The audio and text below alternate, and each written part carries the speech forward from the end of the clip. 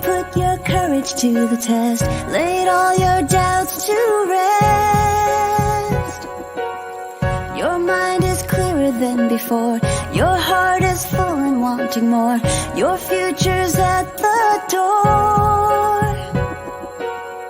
Give it all you got, no hesitating, you've been waiting all your life. This is your moment. This is your moment.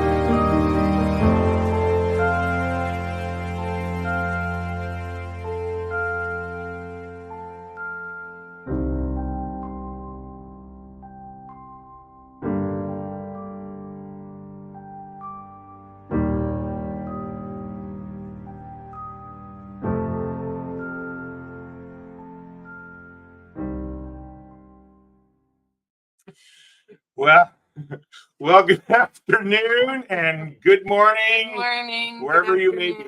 Yeah. We're laughing at, as you can see, I was just taking a drink of my water just as it was ending, and sure enough.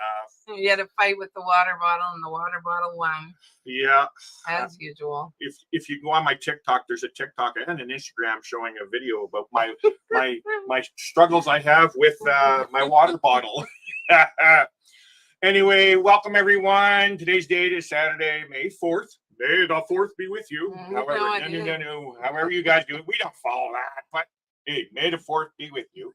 We're coming to you live from Powell River, British Columbia, Canada. And Larry sprung a leak. I thought we were talking about audio. I hate this audio part. Yeah, we're not robots, are we? Welcome to my YouTube channel and support group, The Cognitive Nomad. I'm your host and facilitator, Larry, and today's guest is my beautiful and loving wife, Ananda. She's got some things she wants to tell you guys, and she's nervous, so make her feel really nervous, guys. No, I'm kidding. She's good at this. This is a place where I share my journey with ADHD, BPD, major depression, CPTSD, chronic pain, and my love for travel. And I'm going to go with A, B, C, D, E, F, G, H, I, J. Yeah. All the letters. Fostering a supportive community and breaking mental health stigmas along the way. For those that are new here, I started this channel in hopes of spreading awareness about mental health and its struggles. A place for all to come and support each other in a loving and caring way. Please feel free to join our online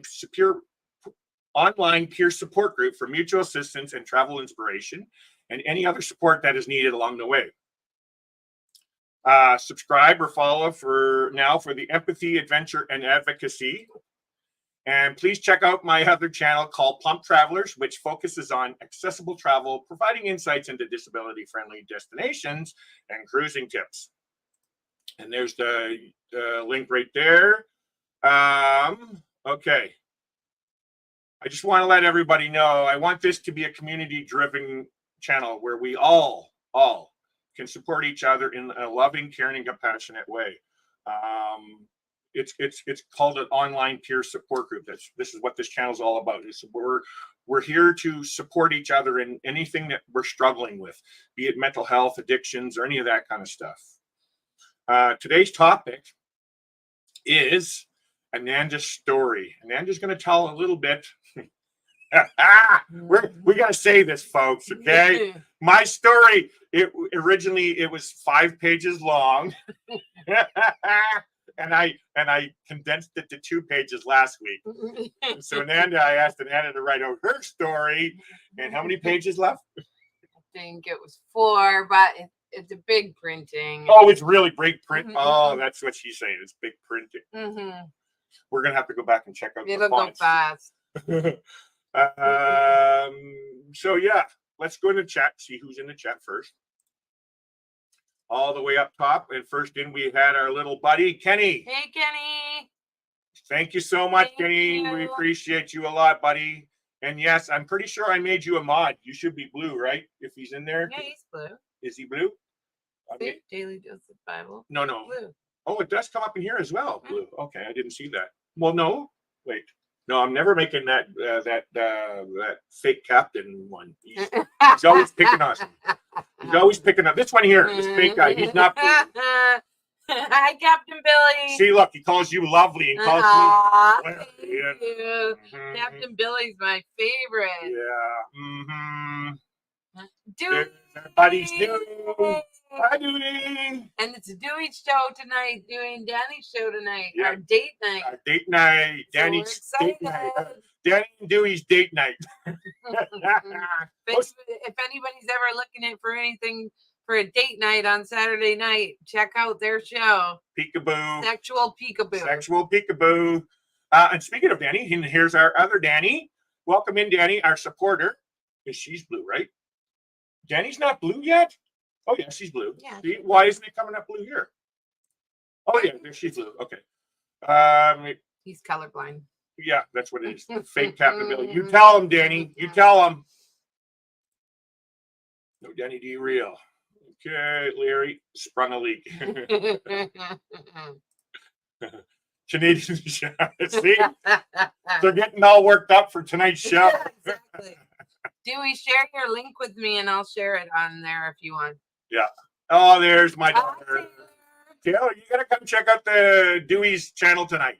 Taylor, please come check it out. Come hang out with us. Guess who's going to be the next guest on here? Taylor. Yeah, we're gonna get Taylor up here. Mhm. That is good, but video is off. The guy on the lip, Dewey. Definitely. You'd be good, Larry. The water goes in your mouth. Wait, Do a Dewey drink. I had to do a Dewey drink. It's an inside joke, folks. You gotta go check out Dewey and Daniel's channel. Larry's water blue against them. Yes. I'm blue. Da-ba-dee-da. Can't really say that. Real captains don't need a wrench. Oh, really? You got all your tools on Yeah, board. yeah. He has all the toys he needs. Yes. Too early for that, Dewey. Yes, it is a little early. Does Larry need a Danny? I thought you were really nice. I have tools and toys. Oh, okay. What's going on? What are you doing? I'm sharing Dewey's link. Oh, I see. There we go. There we So go. anybody that wants something fun to do for Oh yeah, you're blue. date night, Yeah, you should be able. That link should that's work. Dewey's link. I should have put that was. You play nice in the sandbox, Danny. And no more peeking, Danny. You're not allowed to peek. Oh, Danny, if you want to peek, come check out Dewey's channel. Sometimes I'm shirtless, Danny. Oh boy, we're getting off We're getting topic. Dewey. What's this? Oh, yeah, there we go. Dewey show tonight, sexual peekaboo. There you go. There. You already shared the link. I know, but I wanted to share it all together. Now it's split it up again. Anyways, Oh. you guys know what it is. Yes, I won't peek. Okay, good. Congratulations on your brother graduating from college. That's an exciting thing for families. It is. I know when my daughter Taylor here, that's in the chat here, she graduated in 2018, and I was just looking at the video last night. Yeah, he was just showing it to somebody. I was showing it to somebody last night, and Crying. it's amazing when you have a family member graduating, man. It's so. And you know what I think is also amazing, and this is for you, Dewey, is when you announced that you were officially retired. That's a monumental moment in someone's life as well. So I applaud you on your retirement, Dewey, and I hope you're having lots of fun. Thanks, heading home now. Just there we go. Okay, we're gonna get an end to read her story. Enough for me. What's this? Dun dun dun. I forgot you had a video. Yes, Taylor. And Taylor, there's a song on there that I actually bought and paid for, and that's the most emotional song I could ever hear for a young daughter. Taylor, hey, yes. Okay, so let's get Ananda up here. Are you ready, love? No. So what I'm going to do is I'm going to get Ananda to read her story, and then I have some questions for her. And I was just wondering and hoping you guys might have some questions for Ananda. Again, this is a supportive channel, peer support, and so it's all about us. Us? If you hear us, we all have some form of struggles in our lives and stuff, and we don't.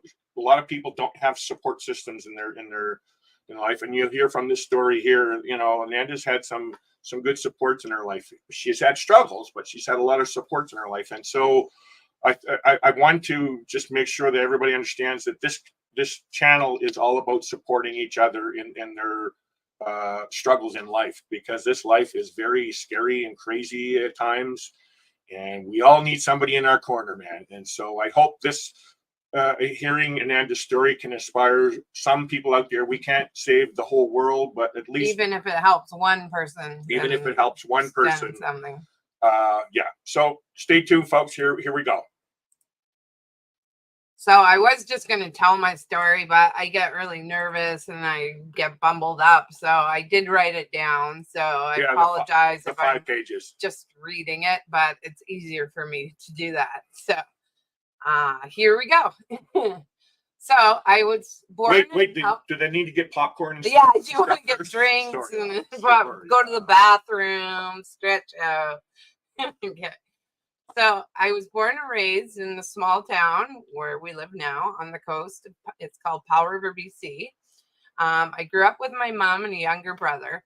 My parents were divorced and my dad remarried, but I did have a good relationship with them. However, due to distance, I only got to visit them a few times a year. I was 3 when my parents separated for good, so I never remember them together, but I never really had any trauma from the separation.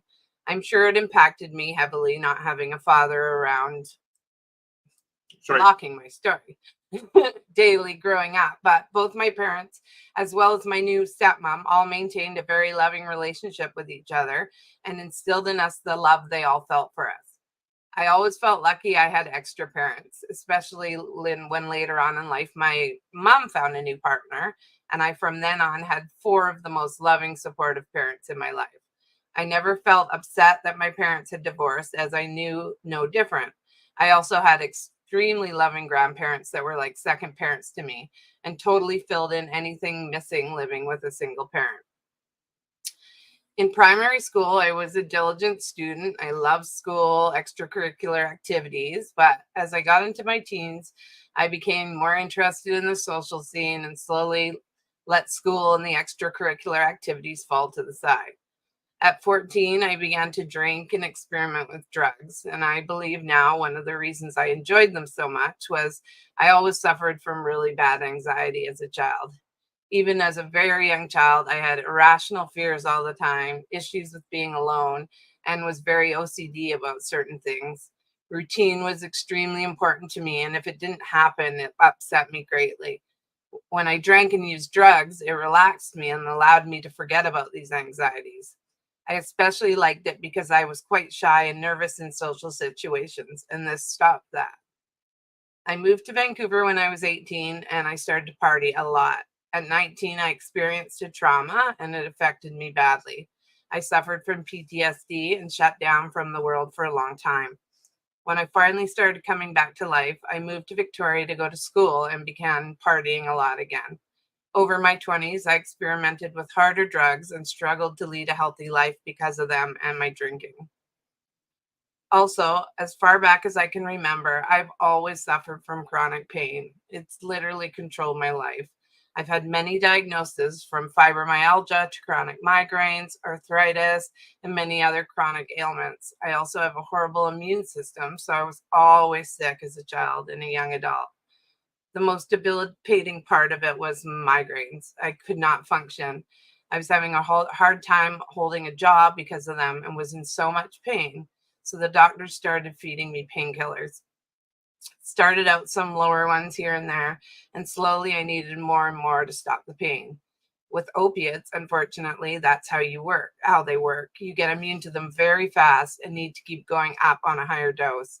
That is why they are not good for chronic pain. When I was in my late 20s, I literally woke up one day and couldn't walk. My feet were swollen and my hands were curled into little balls that wouldn't open, and I couldn't use them. I was in so much pain, and the doctors had no idea what was going on. I saw specialist upon specialist and was finally put into GF Strong Rehabilitation Center on the rheumatoid arthritis floor, as they assumed that was what it might be. I was in a wheelchair and stayed there for 6 weeks while they did physio and tried to get my hands and feet to work again. The whole time I was on massive amounts of opiates to control the pain. After all of these years of opiates, I began to become extremely dependent on them, both physically and emotionally.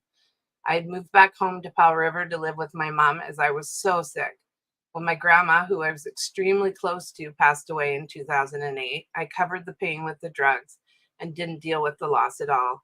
I began running out early on my prescriptions all the time and was buying off the street, not using as prescribed. In 2010, I decided my life had become unmanageable and I was having no quality of life and endangering my life every day. My family was worried about me constantly, and I knew I had to do something drastic to change, so I decided to go to treatment. That was the best decision of my life. In order to go, however, because I had the tricky situation where I had to treat my pain, but I also had to fight the addiction, they described methadone, that they thought that would be a good drug for me to switch over to. Methadone is a very strong opiate that they use for chronic pain and for addiction. You take a prescribed dose daily and it keeps you from going into withdrawal and helps control the pain. Now, had I known at the time the side effects of it, I may have made a different choice. I'll talk about that a bit later. It did the trick, though. I did 9 months of first stage recovery at a place called Chrysalis Society in Vancouver. I then did 5 months in a second stage recovery and did a 6-week intense recovery course. I then moved into a third stage recovery housing for 3 years. I was also attending NA the whole time, and I give credit to them and would suggest to anyone struggling with addiction. I was in the third stage building that when I met my husband, Larry. Only certain floors of the building were for recovery. The other parts were low-income housing. I'd been clean 2 years when Larry and I met, and I was so happy to find the love of my life after all the work I'd done for myself the past few years. It was paying off. We fell in love, got married in 2014, and in 2015, we moved back to Powell River. I have now been clean for 13 years, but it's been a constant work in progress. I struggle every day with my sobriety, and it's something I have to constantly be on top of. For me, having the chronic pain makes it much harder also. I have to deal with the pain without crossing that line, and that's very tricky sometimes. I was on methadone for 12 years after they put me on it. Last March, I am extremely proud to say I was able to come off of it and switch onto a drug called Suboxone, which has changed my world. As I said before, the methadone had side effects, extreme ones. I was totally emotionally numb. Yes, it kept me off other drugs, but I felt just as addicted to it, if not more than I was to the other drugs. Your mind is thinking of it all the time, and you're constantly worried that what if something happens that you can't get it? I was tired all the time. It made me depressed and anxious. I totally withdrew from the world. I gained a ton of weight, and as it stops your metabolism and causes all sorts of physical issues. Makes you lose calcium, your teeth become weak and brittle.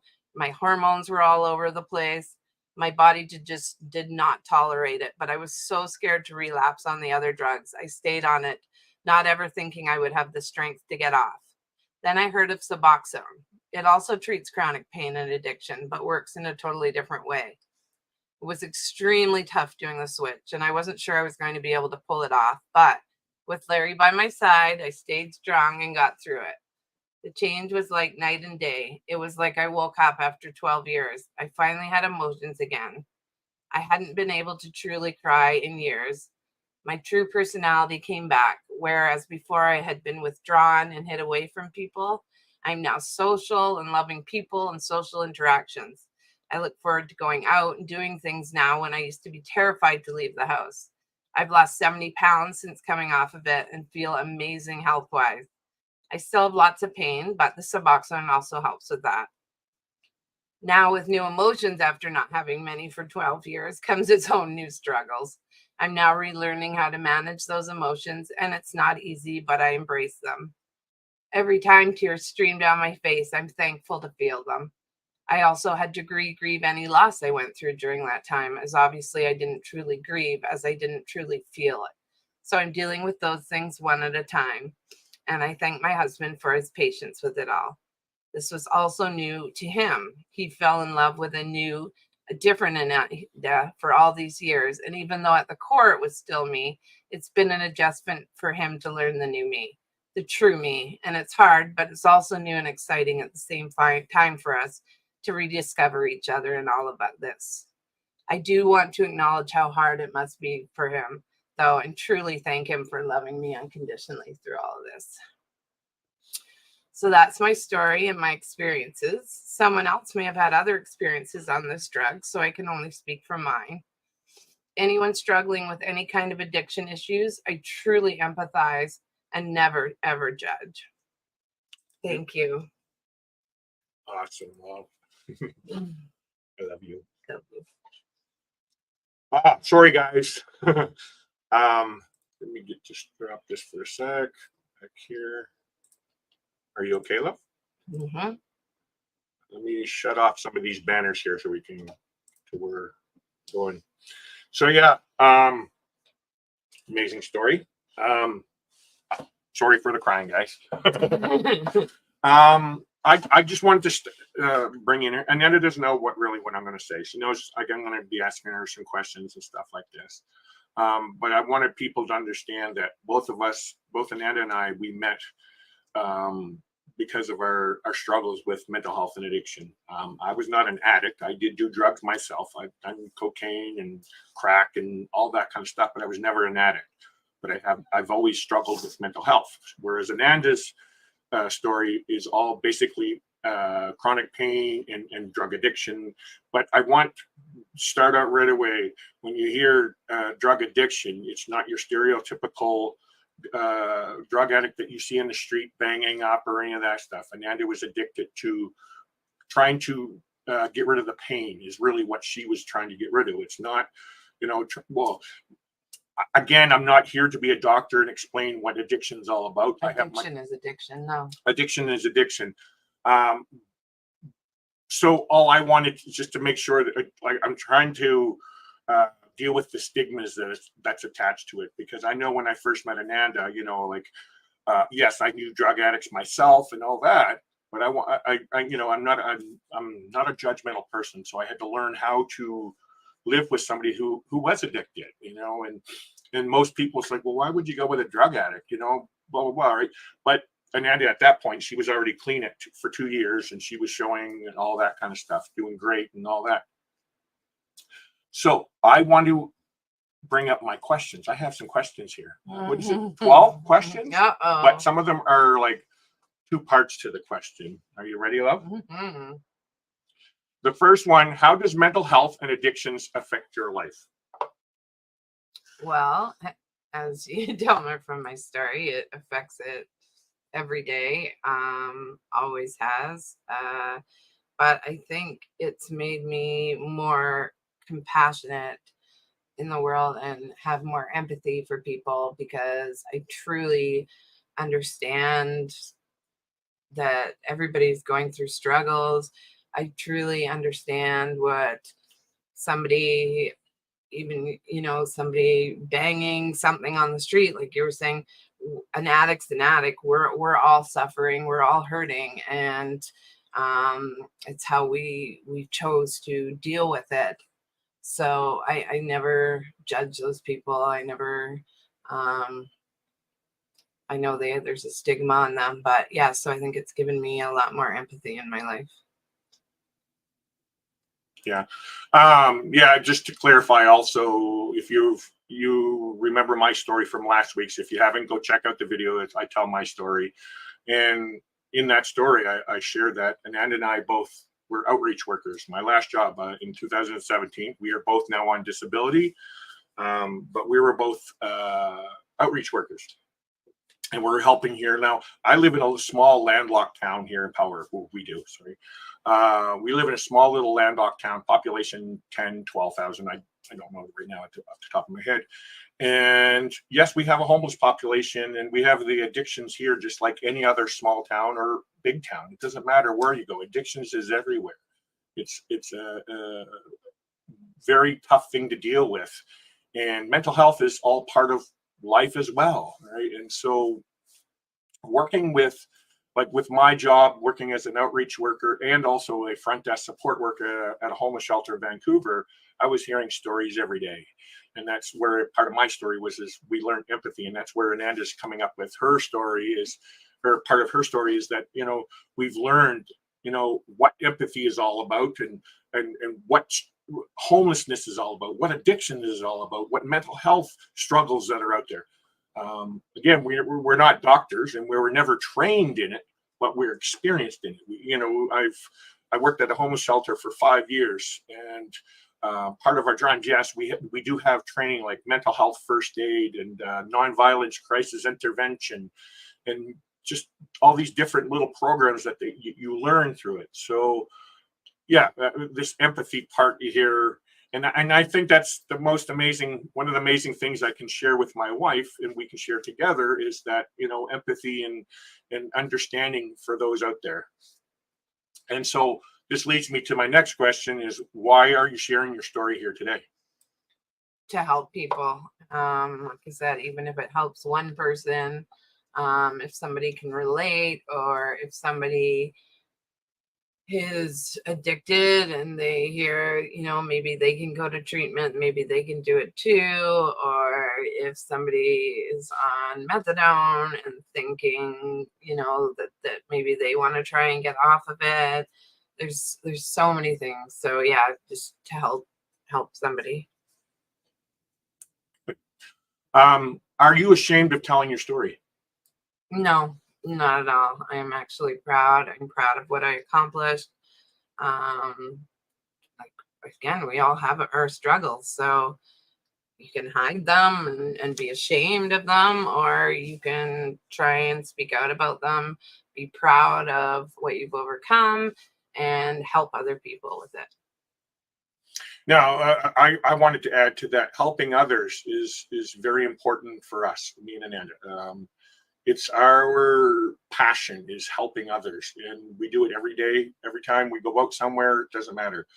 And if you're a Christian, that's part of what God wants us to do, is go out there and help others, and that's what Jesus did. And I'm not. This is not a channel where we're going to talk about God all the time, but I need to make it clear that I am a Christian, and my values and all that kind of stuff comes from Christianity, and so with Ananda as well. And so we're out every day trying to help people. It's not our thing. It's like, okay, we're going out to help people, and it's not that. But that's our main objective when we do go out, is to be there in a loving and in a loving, supportive way for others. Hear them, listen to them. If we I'm going to tell you a story. I was in Las Vegas in 2013, December 2013. I was in Vegas. And at that time, I was already long into my career as a front desk support worker. And I remember seeing all the homeless people throughout the strip. And they were doing is just holding their hands out. And it like, you can just tell people are just walking by them like they were garbage. Like, it's another piece of garbage on the ground. We all have our stories that we have inside, and not everybody knows our stories. And I also want to bring awareness to the homeless population, which I was homeless numerous times throughout my life. I panhandled on the street. I did drugs. I did all those things that you hear about stereotypical drug addicts and homeless people out there. But I also want to say in that also is that there is no such thing as a one size fits all homeless person. Everybody is different. Ananda and I are different, but you wouldn't know that walking around a cruise ship, right? So I want to break that stigma as well. Like, not all panhandlers out there are bad people. I'm going to say it that way, because they are looked upon. Like, to give you an example, when I was working at this homeless shelter, I used to go for my breaks, go to like a restaurant or something. I had to walk by this 7-Eleven where these homeless people would hang out. They weren't all homeless. There were a lot of them that already had their apartment, but they're out there panhandling. And I learned over the time that yeah, they were going to take that money and going out and getting high and stuff like that.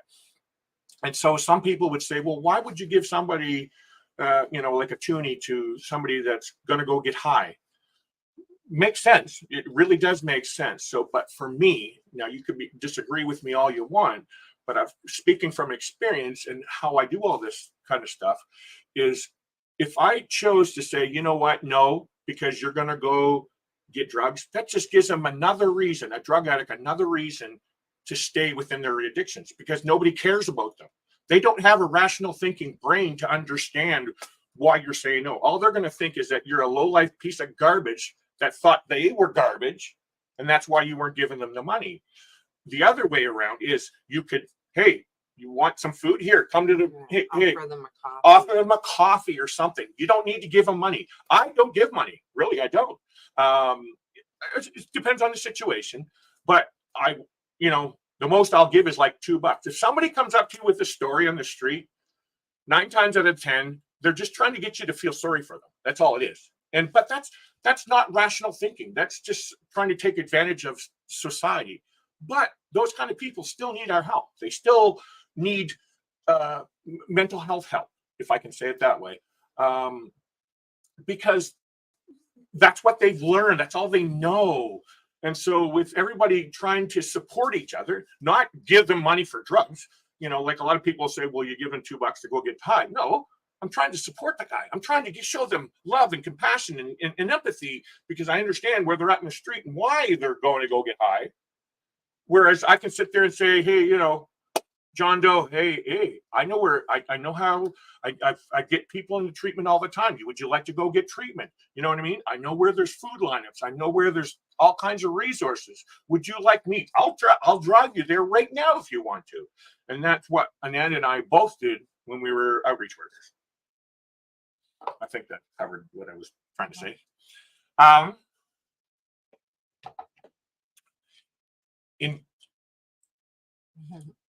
All right, let me see. So in 2010, I decided my life had become unmanageable and I was having no quality of life and endangering my life every day. My family were worried about me constantly, and I knew I had to do something drastic to change. So I decided to go to treatment. That was the best decision of my life. Okay, with that was part of Ananda's story here. And my question is, I want to know, what do you believe got you to the point where you decided it was time to seek help?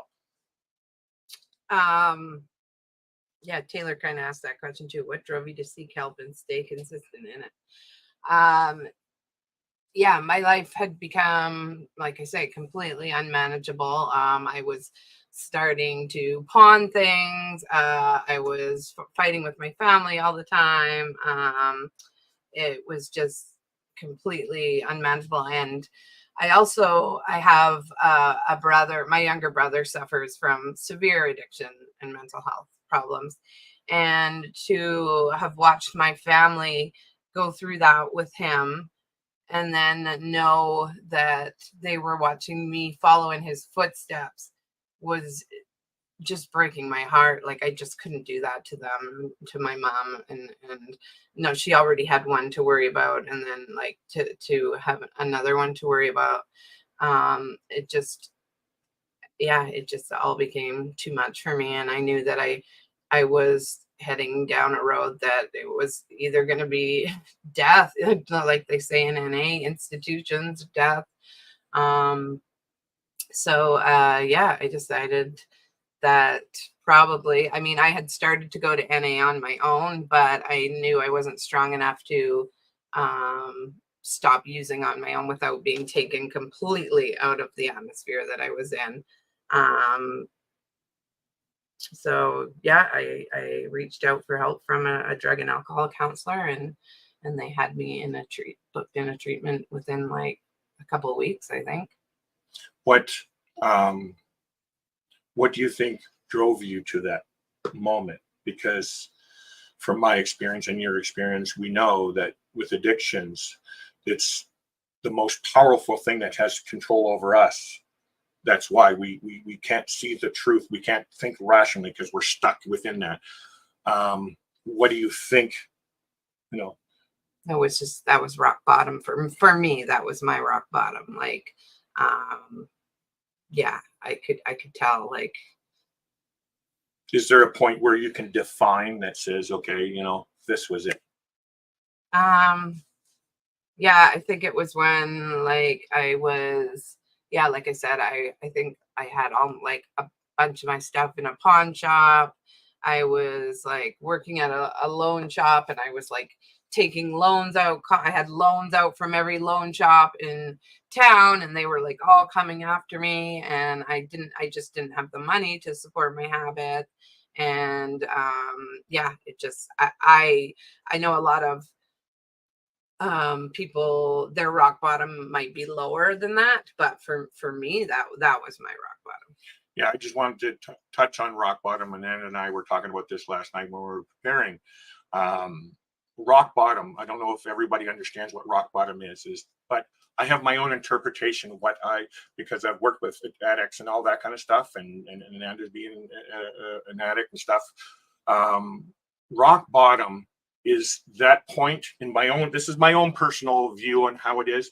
Rock bottom is where you finally took the help, got out there, got the help, understood the help, and followed through with it, like Ananda is. She's been 12 or 13 years clean. That's rock bottom. So a lot of people like to sit there and say, well, rock bottom is getting them to go to treatment. That's not rock bottom. They're going to treatment, but they still, there's a really big part of addictions, and that is relapse. They relapse all the time. Have you relapsed? Yes. That's right. Relapse is all part of it. Now, of course, there's different levels of relapse and all that kind of stuff. There's so many different psychological things going on. I'm not here to teach anything about addictions. I'm just giving you a feeling, trying to tell a story within what I can say. And that's rock bottom. So, in my opinion, rock bottom. Oh, you've gone robotic. No way. Robotic. Oh, this internet. We gotta fix that internet. One moment, please. This should be 720 for some reason. Give me a minute. Noise cancellation. Give me 1 sec, guys.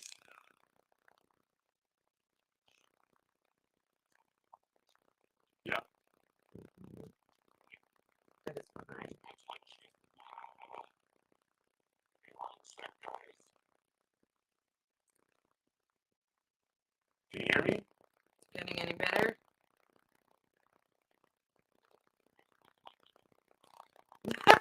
The water from Larry's shirt must have short-circuited his robotic parts.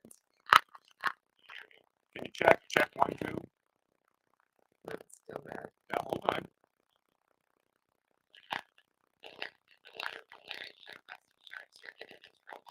Oh, come on.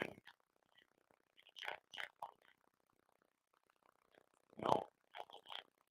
Check 1, 2. Sorry, we're trying to change the robotics shelves.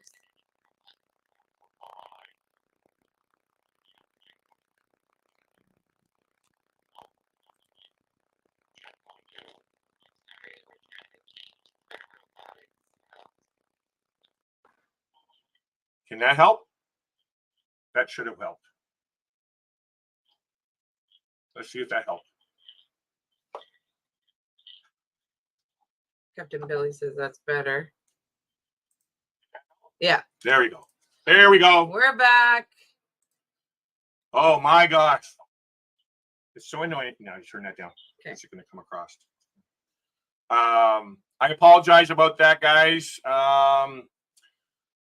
I don't have a normal setup like a lot of people do. I have an audio interface, which is a sound card. And so I also have it hooked into a laptop, which has its own sound card. So a lot of the times the settings get mixed up. And if you don't fix them properly, it just, and it's hard to gauge if it's working properly until you get live. That's why I was I doing think better. it's Robobot. Yeah, it's Nightbot. Yeah, Nightbot. Nightbot. He has it out for us. So let's go back to where I was. All right. Sorry, guys. Sorry, guys. We interrupt this regular scheduled program. Anyway, I just want to finish off with rock bottom. Rock bottom is when you finally decided to take that opportunity to get out there and get help, and take the help and learn the help, and get on a path of recovery, as they would say. Once an addict, always an addict. You're always going to be an addict. Yeah. Once you're an addict. That's not an insult. That's not a judgment. It's always going to be here because that behavior is still in your head. It's the struggle afterwards. That's the fight that you have to put in afterwards. And what a lot of these treatment places and programs, they're helping to build up that solid foundation for you to be able to fight through that fight that it is with addictions afterwards. And that's why I did first stage, second stage, third stage, and I put a lot of time in. Like, people that go for, I would see women come in and do 30 days or even 3 months. I mean, and they'd just be back around, before I'd even finish my 9 months, they'd be back in again because it's just not enough. I say, you need to put in a good year of treatment to get that foundation. Billy's saying robotic again. I don't get this program. Yep, robotic again. One moment, please. Oh my.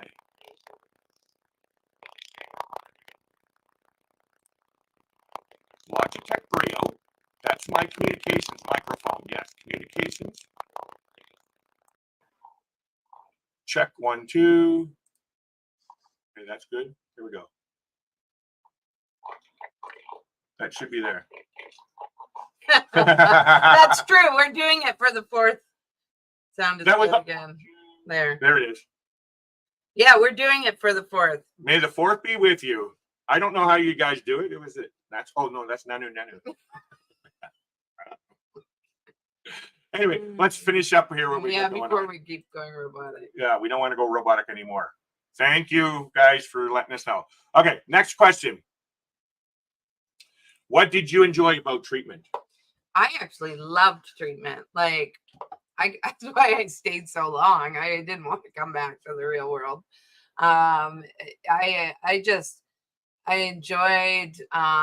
Really enjoyed the group activities. I enjoyed the support. I enjoyed the counselors.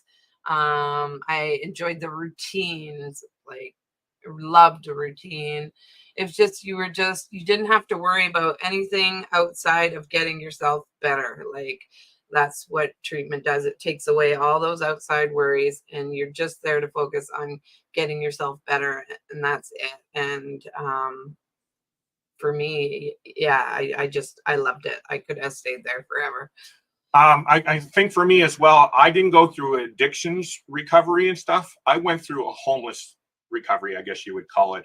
I was in an 8-month in-house program where I had to live within the building and do lots of programs. Yeah. My problem was I couldn't keep a job. I kept quitting jobs, and it Taylor's here. She knows it bothered her. It affected my daughter, my relationship with my ex-wife and my 2 daughters and stuff like that. And looking back, I do see that all that happening. But unfortunately, I never had the skills. I was never taught the skills of how to keep a job. My fathers, I had 2 fathers, long story, but I had 2 fathers that died when I was young. I was 7 when the last father passed away. So I never had no father figure or anybody else that was able to help me to understand what working life is all about and getting out in there and working really hard and stuff like that. But I was also dealing with mental health, as this channel is all about. I have ADHD, which was a lot of struggles. I'm learning a lot now about what it was. I just found out on Thursday that they are now teaching mindfulness training in lower grades in schools, which is very important for people to understand. I won't get into a specific right now, but that's a skill that I never had when I was a kid. So if I don't have the skills to understand certain things and all that, that's what happened. I screwed up I take full responsibility for screwing up, and I apologized to everybody that I need to apologize. And it hurts really bad that it happened. That's part of my struggles. But I'm moving forward. I have to move forward. It's important for us to all move forward. Take what is responsible, and hey, I took what it is, and it hurts me, and I'm probably gonna go a long time before it'll ever be settled. That's not up to me to decide how long I should be going. It's up to those that I hurt to allow them to be able to get through and say, look, you hurt me, but that's what I was trying to say with my treatment. I had to learn boundaries. I had no clue what boundaries were. Seriously, boundaries. What's a boundary? Until I learned it. It's like, wow. All this stuff I learned in this. The program was called Breaking the Cycle to Homelessness, and a lot of homeless people out there don't have the skills. They were never taught the skills on doing it. Same with addictions. There's a lot of things that Ananda had to go through, her struggles, there were still mental health things here. Ananda and I are both doing this program called DBT, Dialectical Behavioral Training. We have to do it separately. We can't do it together, but that's okay. Ananda does hers on Tuesdays, and I do mine on Thursdays. We're separate, and it's on Zoom. We're learning a lot of things, and a lot of Ananda and I's struggles right now, they're all emotional. I react with emotions, but it was based on a lot of my traumas because I have BPD, borderline personality disorder. Those things were all part of it. I think the main thing in all of this is that we need to recognize what the issues are and work through them. If they're not unattainable, we can all learn. It took me and Ananda reaching out to people saying, hey, look, I want the help. I'm done. Like, I need some help, please. And so, yeah. And next question would be, do you recommend treatment? Absolutely. Yeah. 100%. And if you can't get into treatment right away, then I would start an AA or NA because those are excellent programs. So for those that do not know, AA is Alcoholics Anonymous. NA is Narcotics Anonymous, drugs and stuff like that. But now I also wanted to add in there, these are mostly all 12-step programs, which are Christian-based. But not everybody are Christians. And so I off the top of my... They're not Christian-based. They're faith-based. Sorry, that's what I meant to say. Faith-based. Higher power. But a lot of people, when they hear higher power, they think, oh, you're talking about God, right? No, like I used to say to clients at the place, the homeless shelter where I worked, it could be this pencil or whatever the case may be. If it's encouraging you to get out there and get some help, that's your higher power. You have to have something higher than yourself to believe in. Otherwise, we're always relying on ourselves to fix ourselves.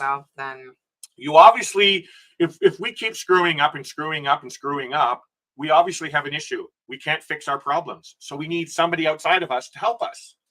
Right. And so that's why I always highly recommend getting into treatment or seeking professional help. And that's the links in the description below. And I actually want to bring that link up right now. Give me a sec. It's not a sponsored link. It's just a link that a lot of YouTubers are using that they get sponsored for their channels as well. And it's called betterhelp.com. Full of it can be expensive. But just go out, check out their website. It'll explain more what they are, but it's a place where you can go seek out help if you're struggling with anything, addictions, mental health, all that kind of stuff. And they help you to get in contact with professional help, counselors, psychiatrists, all that kind of stuff. So I highly recommend you reaching out. I also have to put up this. Give me a minute. Overlay. Here we go. I have to put this in here. And the information on this channel is provided as an information resource only and does not be used or relied on for diagnostic or treatment purposes. It is also important to never self-diagnose yourself or try to diagnose anyone without proper training. Please consult your healthcare provider before making any healthcare decisions or guidance about a specific medical condition. cognitive nomad, I have to change that again. I didn't expressly disclaims responsibility and shall have no liability for any damages, loss, injury, or liability whatsoever suffered as a result of your reliance on the information contained in this channel. By joining this group or joining any of its discussions, you agree to these terms and conditions, which may from time to time become changed or supplemented. If you do not agree to the foregoing terms and conditions, you should not enter into any of the discussions. I have to change that. Sorry about that. Where were we? Oh yeah, treatment. Okay, so next question. While on methadone, what was life like for you? Do you believe it helped you? Just the methadone itself. Well, like I said in my story, I believe it did its job. Like it got me through treatment, and it got me off of the other drugs, and it did give me all those years of sobriety or away from the other drugs. So I do believe it helped me in that, because maybe I wouldn't have been able to just quit everything in cold turkey. Although I give 100% props to the people that were able to do that, because I think that's amazing if you can just stop everything. But again, because I had my pain intertwined, I wasn't able to go that route.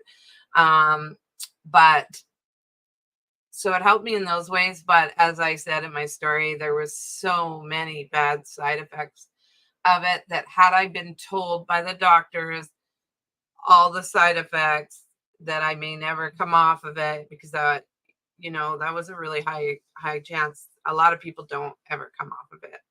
I would have really had to think it out. And I'm not sure what my choice would have been, but it did the trick. So I can't be mad at it. I'm just glad that I'm not on it anymore. Just a couple things I want to touch on that, though, love, is when you said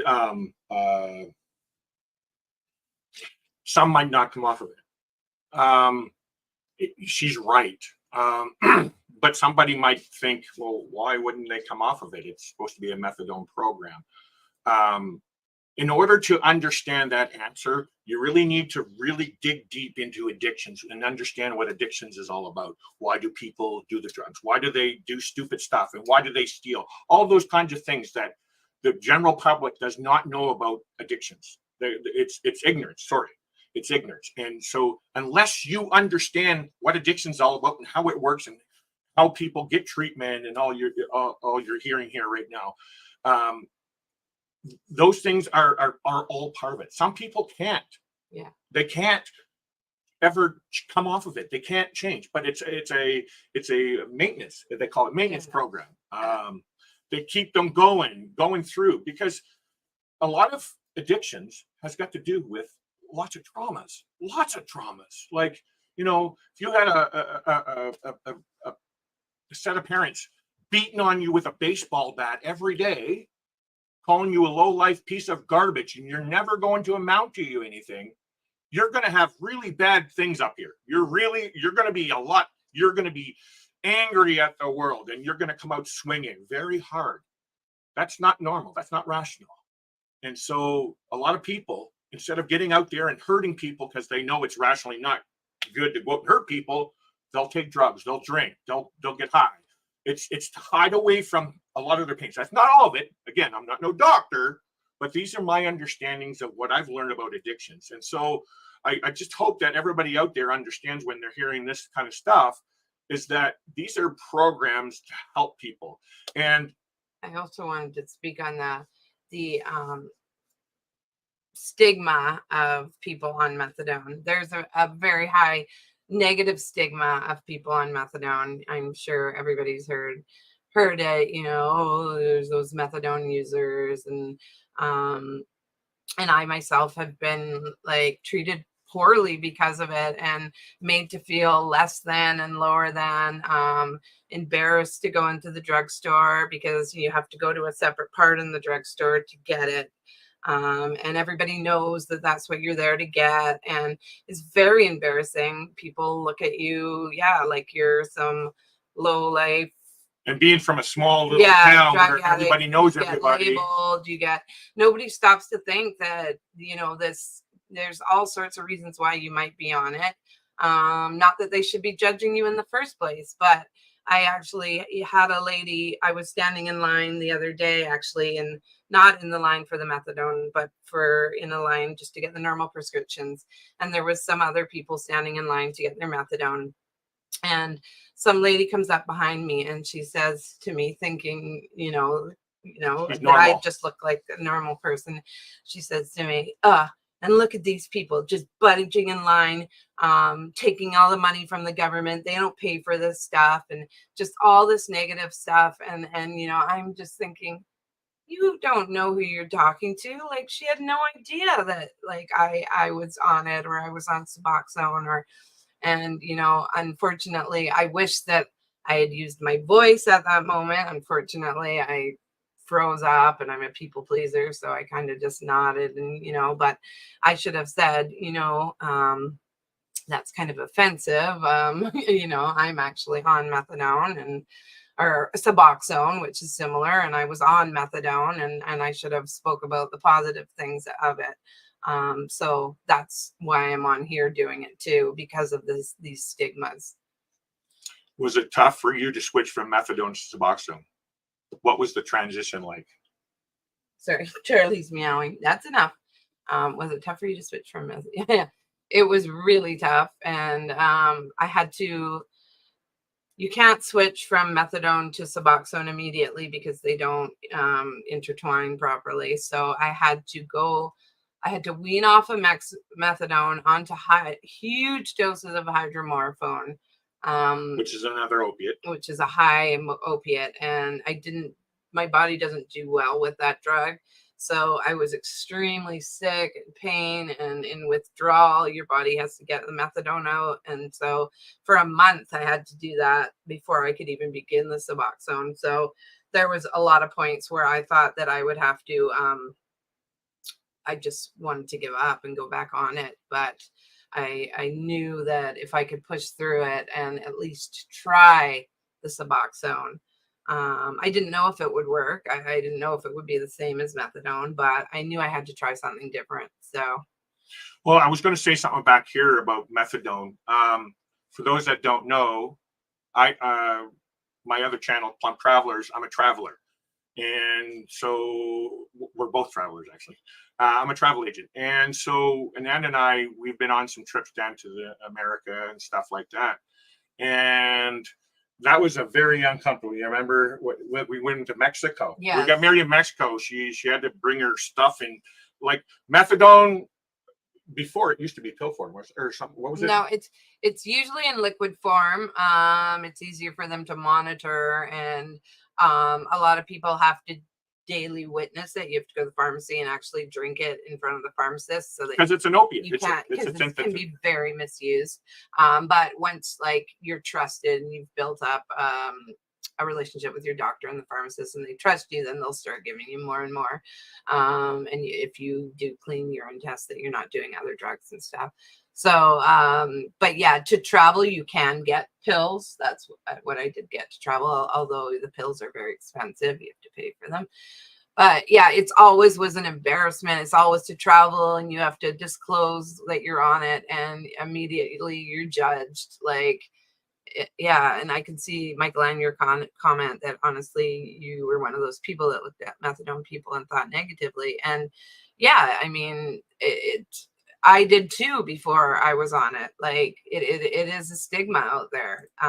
And that's why I want to talk about it, because there is lots of people on it. There's actually a lot of older people. I learned, like, just going to the clinic, there's a lot of senior people on it for pain, for chronic pain, low doses. So not everybody's on it for addiction even. Let me pull up the next question. Do you believe Suboxone is working for you now? 100%. I mean, like I said, all the benefits that It's changed my life. I don't feel like I'm on a drug anymore. Like I just feel normal now. It doesn't give me any weird feelings, or I just feel normal. And eventually I would like to just get off of it because I don't feel, and that was So your that's next the next question. question. Do you plan on ever coming off? Yes, I would like to come off in the near future because I now I don't feel that strong addiction like I did with methadone. I think it would be quite easy to wean off of it. My next step is that there is Suboxone. There is something called Sublocade, which is actually a shot that you can get once a month. It's actually in your stomach, and it sits in the fat in your stomach, and it dissolves slowly over a month. So you just get a very even amount, which stops cravings and withdrawal. And then you don't even notice. It's not like you're on it. You don't have to go to the pharmacy or anything. So I think I would like to switch to that, and then it would be really easy just to wean right off of it. I think I want to just throw in my own part of living with you. I've been with Ananda 12 years. Our 10-year anniversary is coming up June 10th. I just want those out there. Nanda's been on methadone and Suboxone, all this stuff, the whole 12 years. And I'm telling you right now, I think 99.9% of the time, she's normal. You wouldn't tell that she was on a drug, an opiate. So this isn't something that people are taking to go get high. There are. I will mention that there has been people that has passed away on methadone. They've abused it. It's extremely strong opiate. So back when I first met Ananda, it was a certain, what's the strength of it? Well, then they made the strength 10 times stronger. So that you take less. But it's still it made it more dangerous. Made it more dangerous, and then people started abusing it, and they would, pay for extra doses on the street so they can get high on it. And unfortunately, the building that I worked, somebody else did that, and they ended up. My friend almost died from that. Yeah. So, but Ananda, I wanted to really throw a little bit of things like understanding about Ananda's world, like the what do you call it, the chronic pain side of things, the pain management side, I guess you would call it. If you're dealing with pain, sometimes this might be something for you as well, right? And if you have a family member that's worried about you taking it, well, again, you seek out your doctors with this information, but that could be a thing that you could do, right? I'm trying to help you to understand Ananda's normal. Yeah. We're a normal couple. We argue. I did want to address another thing about when you're on Suboxone. Another reason I would like to get off is because it's an opiate.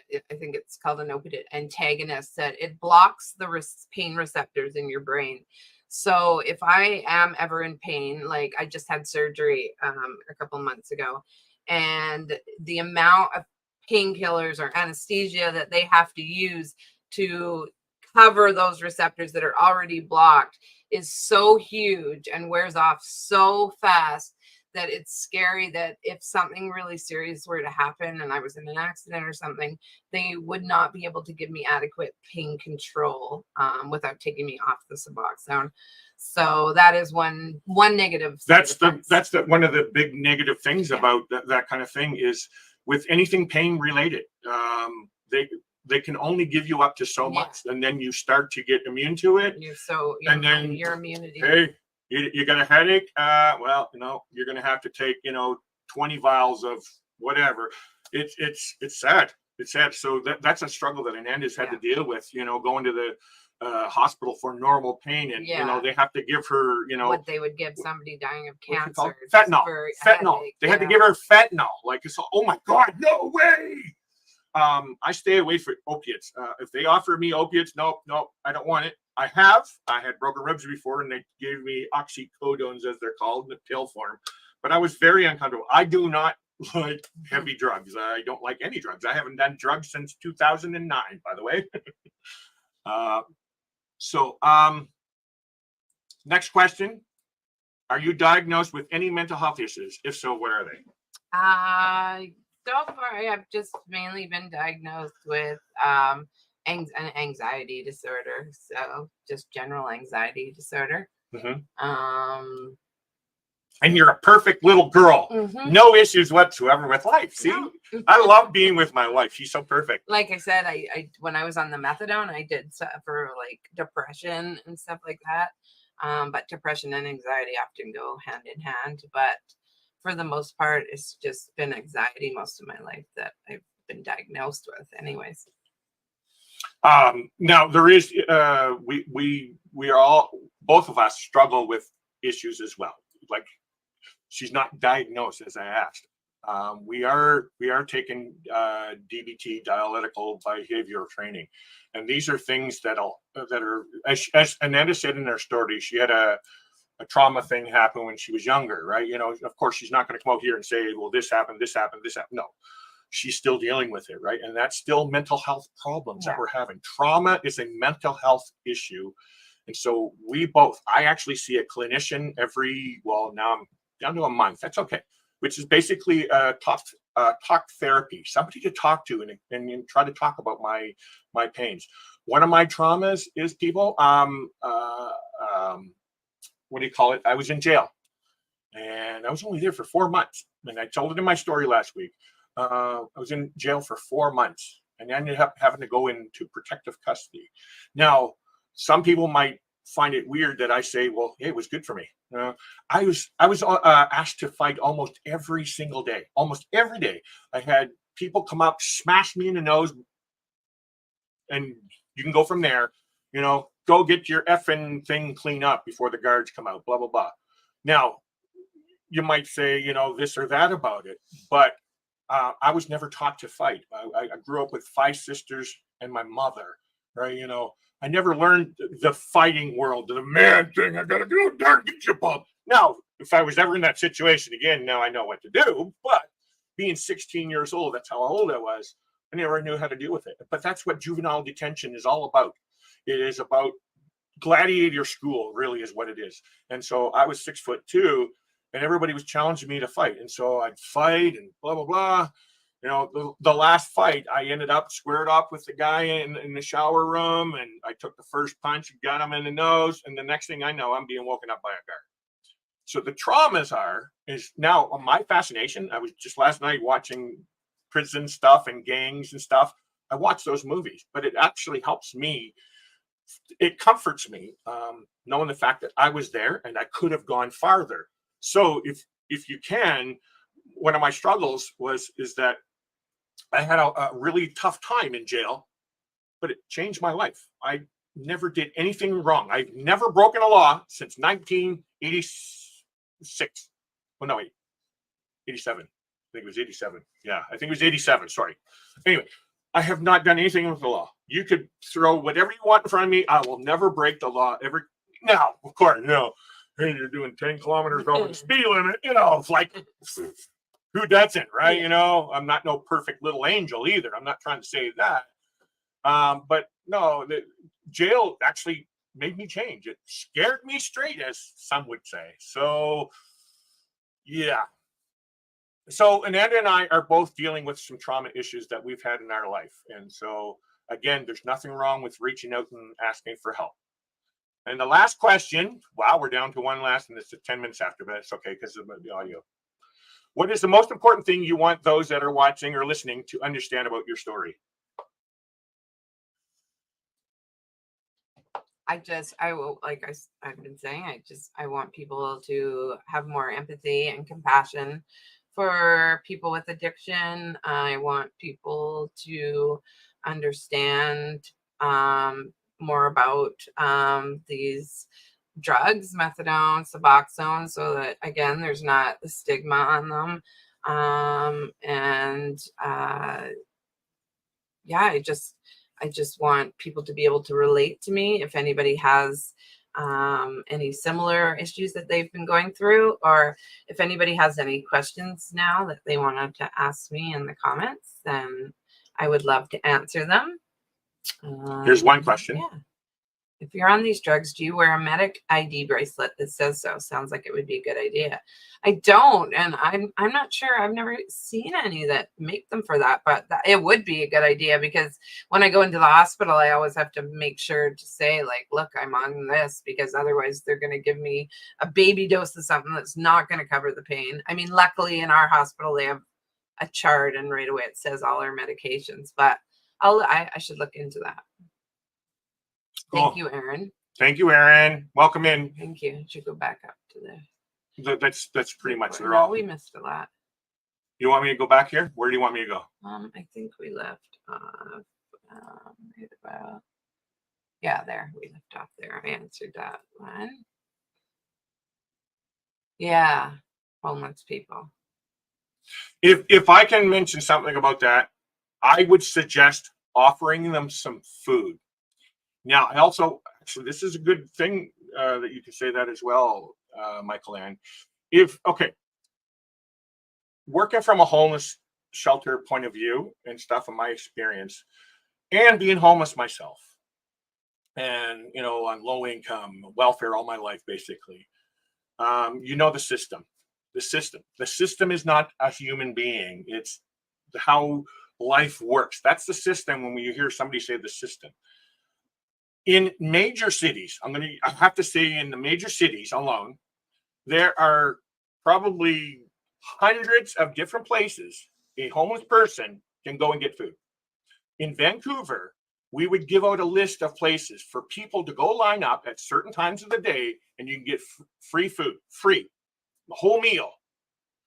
There was other places where you can get low cost food, like a breakfast. It was $1 for breakfast, right?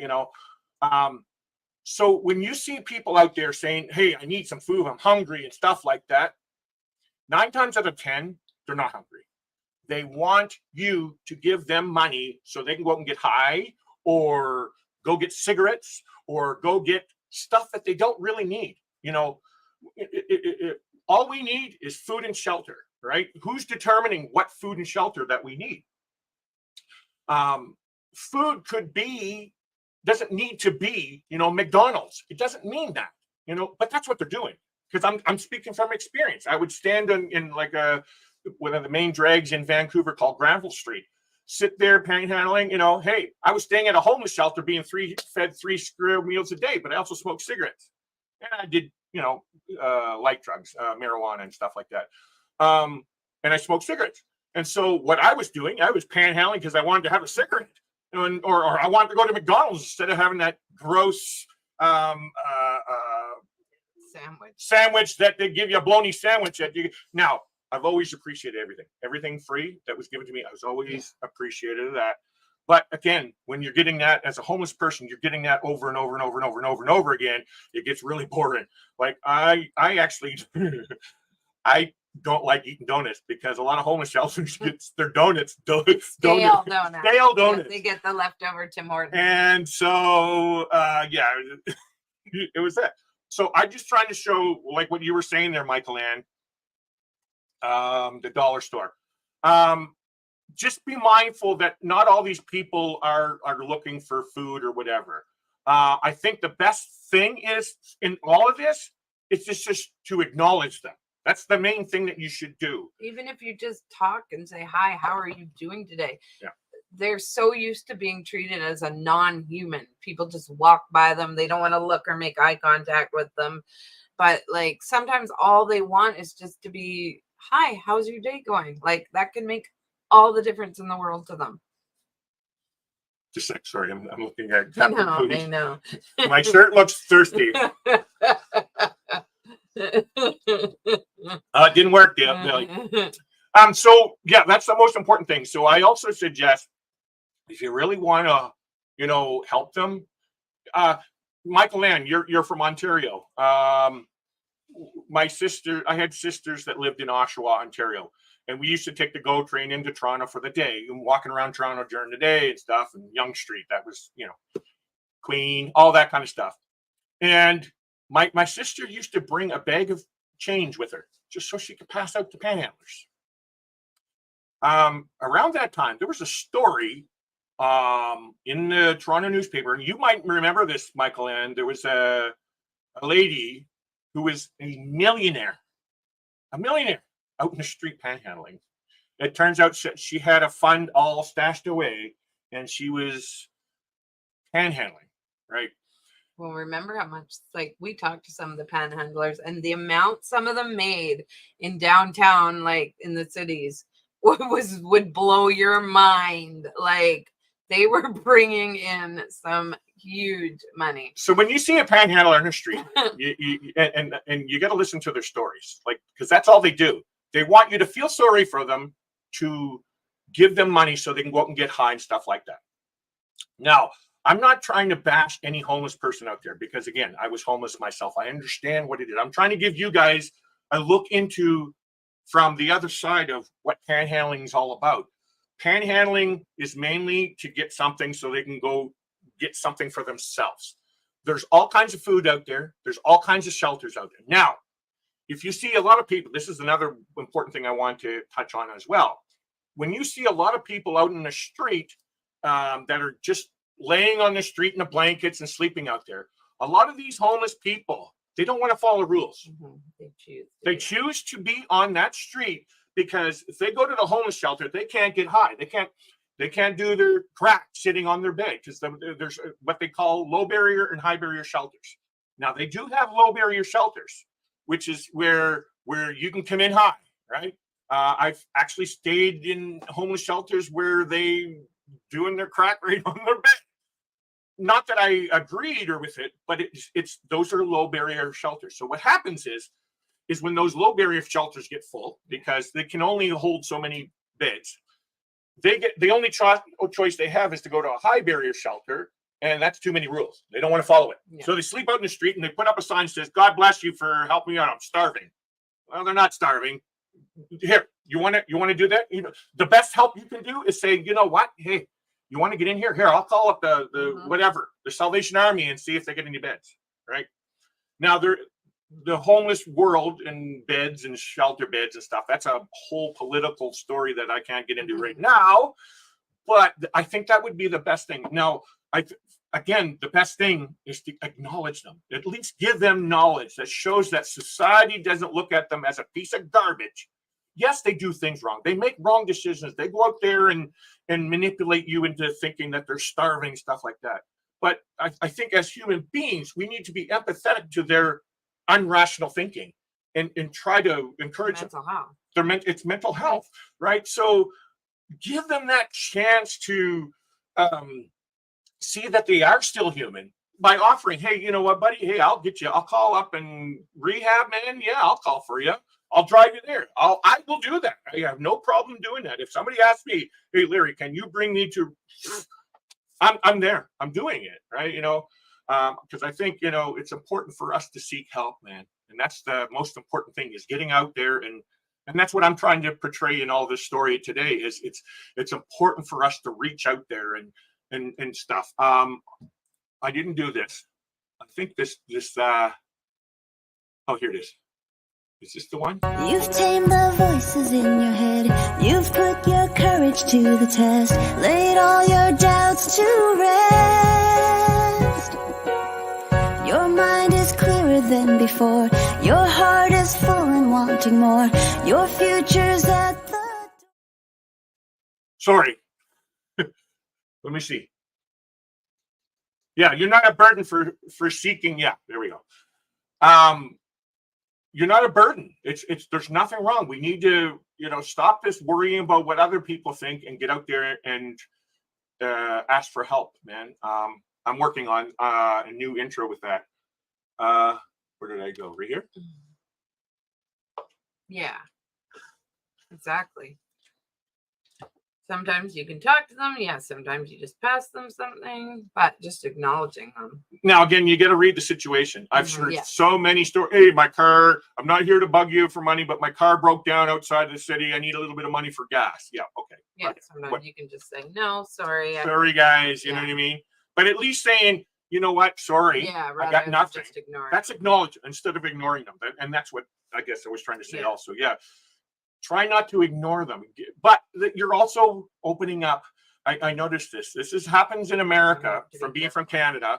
In Canada, we're so friendly. We'll talk to anybody. Yeah, it's right. in big cities, but or in states. big cities, and especially in the big cities in the States, that's very dangerous to give people. I understand all that, but at least try to figure out. Hey, you know what? Sorry, I got nothing for you. Like acknowledge them instead of looking at them as garbage. And that's what it is. It's us on this outside keeping them into that world instead of trying to encourage them to come out of that world in a loving way, instead of saying, you know what, get off your lazy butt and go get a job, you bum. That's really going to help somebody. Really good information. Which to say, I love my big brother. He was always worried about me growing up because all the stuff I went through. That's why I'm so glad he found. Oh, that's so beautiful, Danny. Danny, and I'm pretty sure you've had your struggles and you're still struggling with them, right? And I want you to know, Danny, that Anand and I, we care about you a lot, okay? We understand your struggle and pain and stuff, and we support you, Danny. You're doing amazing, and you're supported, like you said, like you support just this. What our channel's all about is supporting people. So thank you, Danny. Thank you. Here's all our robots. The robotic thingies breaking up. Audio. What's this? The water lyrics must have short. Captain Billy. Oh, what's this? Crossover Paranormal Society. I'm gonna have to check that out. Hello. I don't know that. I apologize. Unfortunately, they came in when we were robotic. Yeah. They're probably like, who is this robotic? Yeah, what a robotic channel that is. Let's go this. I want to finish up the comments here. Oh my God. What's it saying here? Hello, everyone that's saying hello to me in the chat. I'm typing through a phone is why I'm not taking everyone one by one. So, Kenny, just so you know, there's a thing called voice chat that you can. No, Kenny, you're doing good. You're doing awesome. I don't say hi to everyone one by one either. It's too hard. And me, I tried to say hi to everyone. AANAYMCA. YWCA. I'm sure you know that song well, Captain Billy. Actually, Captain Billy, do they have YM and YWCA, like, say, in Pensacola? Like, I know here in Canada, I don't know if you know this, but YMCA, they had, I don't know, like a hotel part to them where you could spend the night. Yeah. Do they still stayed in the YMCA? Yeah, I'm not talking about the YW. The YWCA that they have.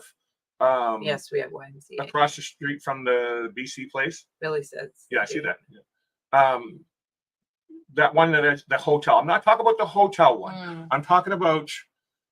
Okay, where was it? It was in Edmonton, Alberta. I went to their YMCA. It was a YM. And you paid nightly for a bed, and it wasn't like a hotel. It was like a dorm. Like it was like, well, I can see it's like dorms. Yeah. It's just saying I'm high on myself. That's good. Yeah, right, Billy. Okay, Bill. Oh, and by the way, we have no judging about those that are out there using drugs now. I'm talking marijuana. In Canada, it's legal, guys. Smoke away. And although there's like. Everybody still acts like it's still illegal here. Like, my neighbor with their pot plants, like they're allowed, I think, 6 plants. We smell them. This one here, I saw that earlier. Oh, everyone, please pray for me if I disappear. It's because it's starting to storm really bad here in Bulladine, North Carolina, aka Deer Country, USA, and I don't do well with thunder and lightning storms. Neither do I, Kenny. Oh my God, I'm terrified of thunder and lightning. We were talking about that last week. We were. Kenny, just know, all you need to do is think of our time that we had on the cruise ship. That's what you need to do. Think of the time you had on the cruise ship and laughter. But we're praying for you. We are praying for you, Kenny, yes. Honestly, I was one of those people that looked at the methadone people and thought negatively. You know what, Michael Ann? Like I don't look down at you for thinking those thoughts either. It's ignorance. We don't know. We don't know what it's all about until we do it. I hope this helps you. Maybe next time when you see somebody, you might. And also within that statement is that I want people don't get mad at people like Michael Ann for having those things. Exactly. It's because there's not enough. Okay. There's not enough awareness out there on what it is. So all you're stuck with is seeing what you're seeing, right? And you hear other people saying, "Oh, those lazy bums get off their butts." Again, Michael Ann, As long as you're hearing what we're saying, that's all that matters, right? Big bro has a little anxiety, but he never took any drugs. He was worried about school. Yeah.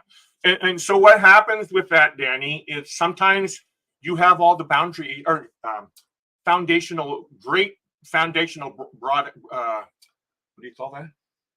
Where the upbringing, sorry. Yes. You have a really loving, caring family, it seems, Danny. And, you know, they've helped you to deal with those kind of things. So sometimes coming from poor backgrounds or having addicts as parents and stuff like that, things can get really out of hand mental health wise.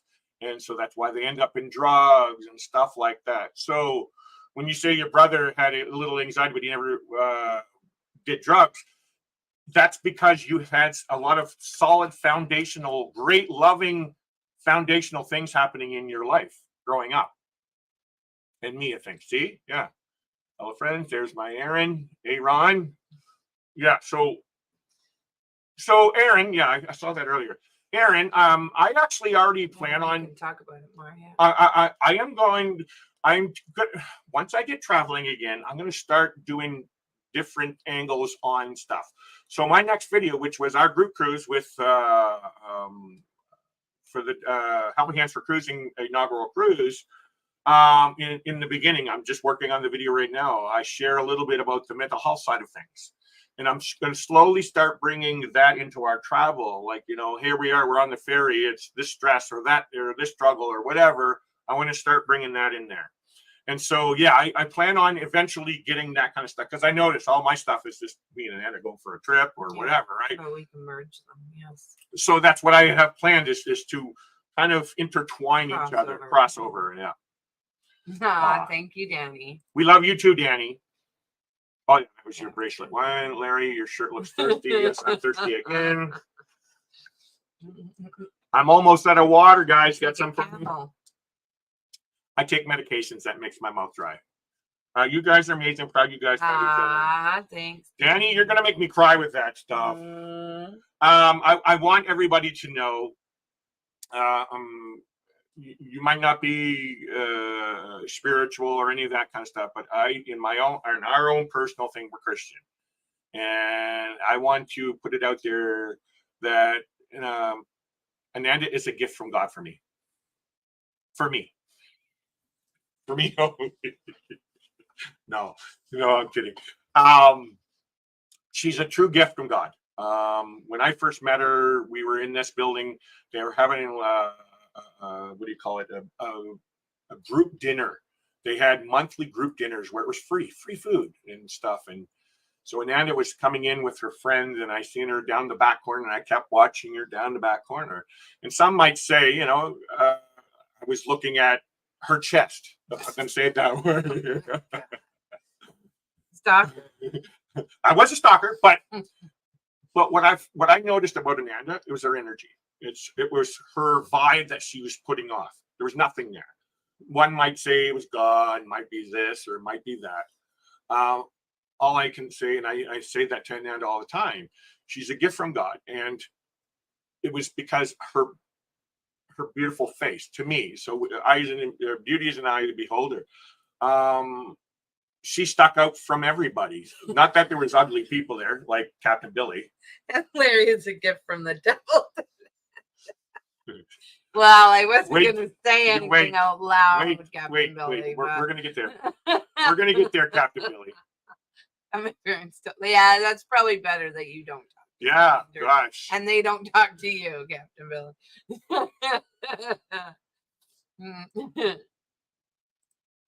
Yes, we have Blaine. Oh, they do? Okay. Hey, Blaine, sorry, I hope you're still here, Blaine. Sorry, we get talking too much. Yes. How you doing, buddy? They're back from their cruise now. Awesome. They should be back from their cruise, I hope. I haven't seen them since they were going away on their cruise. Billy J. Occasionally there will be a talk starting of methylplantic here, and there will be an uprising of protest and resistance over it. Very good comment, Aaron. I want to say that too. It's what do they call it? NIMBY? I think it's called NIMBY. Not in my backyard. Yes, nobody wants Nobody wants that. So if I can just mention something into that, Aaron, I understand both sides of this story. I really do. I'm a homeowner. Yeah. And we own a vehicle and somebody broke into our home. And I understand homelessness. But unfortunately, these kinds of things, help and support, needs to be in certain areas. The problem is they're not really doing their proper research because of their ignorance. We're talking politicians, the powers that be that creates all these things are not doing it properly. They're not thinking on both sides. They're thinking politically. And the political thing, and sadly, a lot of it's got to do with, F you, I don't want no homeless people in my neighborhood. Well, where are you going to put them? You want to throw them out in the friggin' in the garbage? Is that because that's the kind of attitude that I'm not saying all, a lot of people think that about drug addicts and homeless people. They, get rid of them, right? Not all homeless people and addicts are troublemakers or thieves or any of that stuff, right? I'll bet you over half, and now I'm just guessing, I'll bet you over half of them are not thieves or addicts. But there is a lot that are too. And there's a lot that are, and all that kind of stuff. We could do a whole show on the political. We can do all that kind of stuff if you want. And I also have a whole different view on the whole harm reduction theory too. Yeah. I don't think it's run right at all right now. But yeah, that's a whole other show. That's a whole other story. But I just wanted to mention in there, I do understand both sides of the story. I really do, especially in big cities.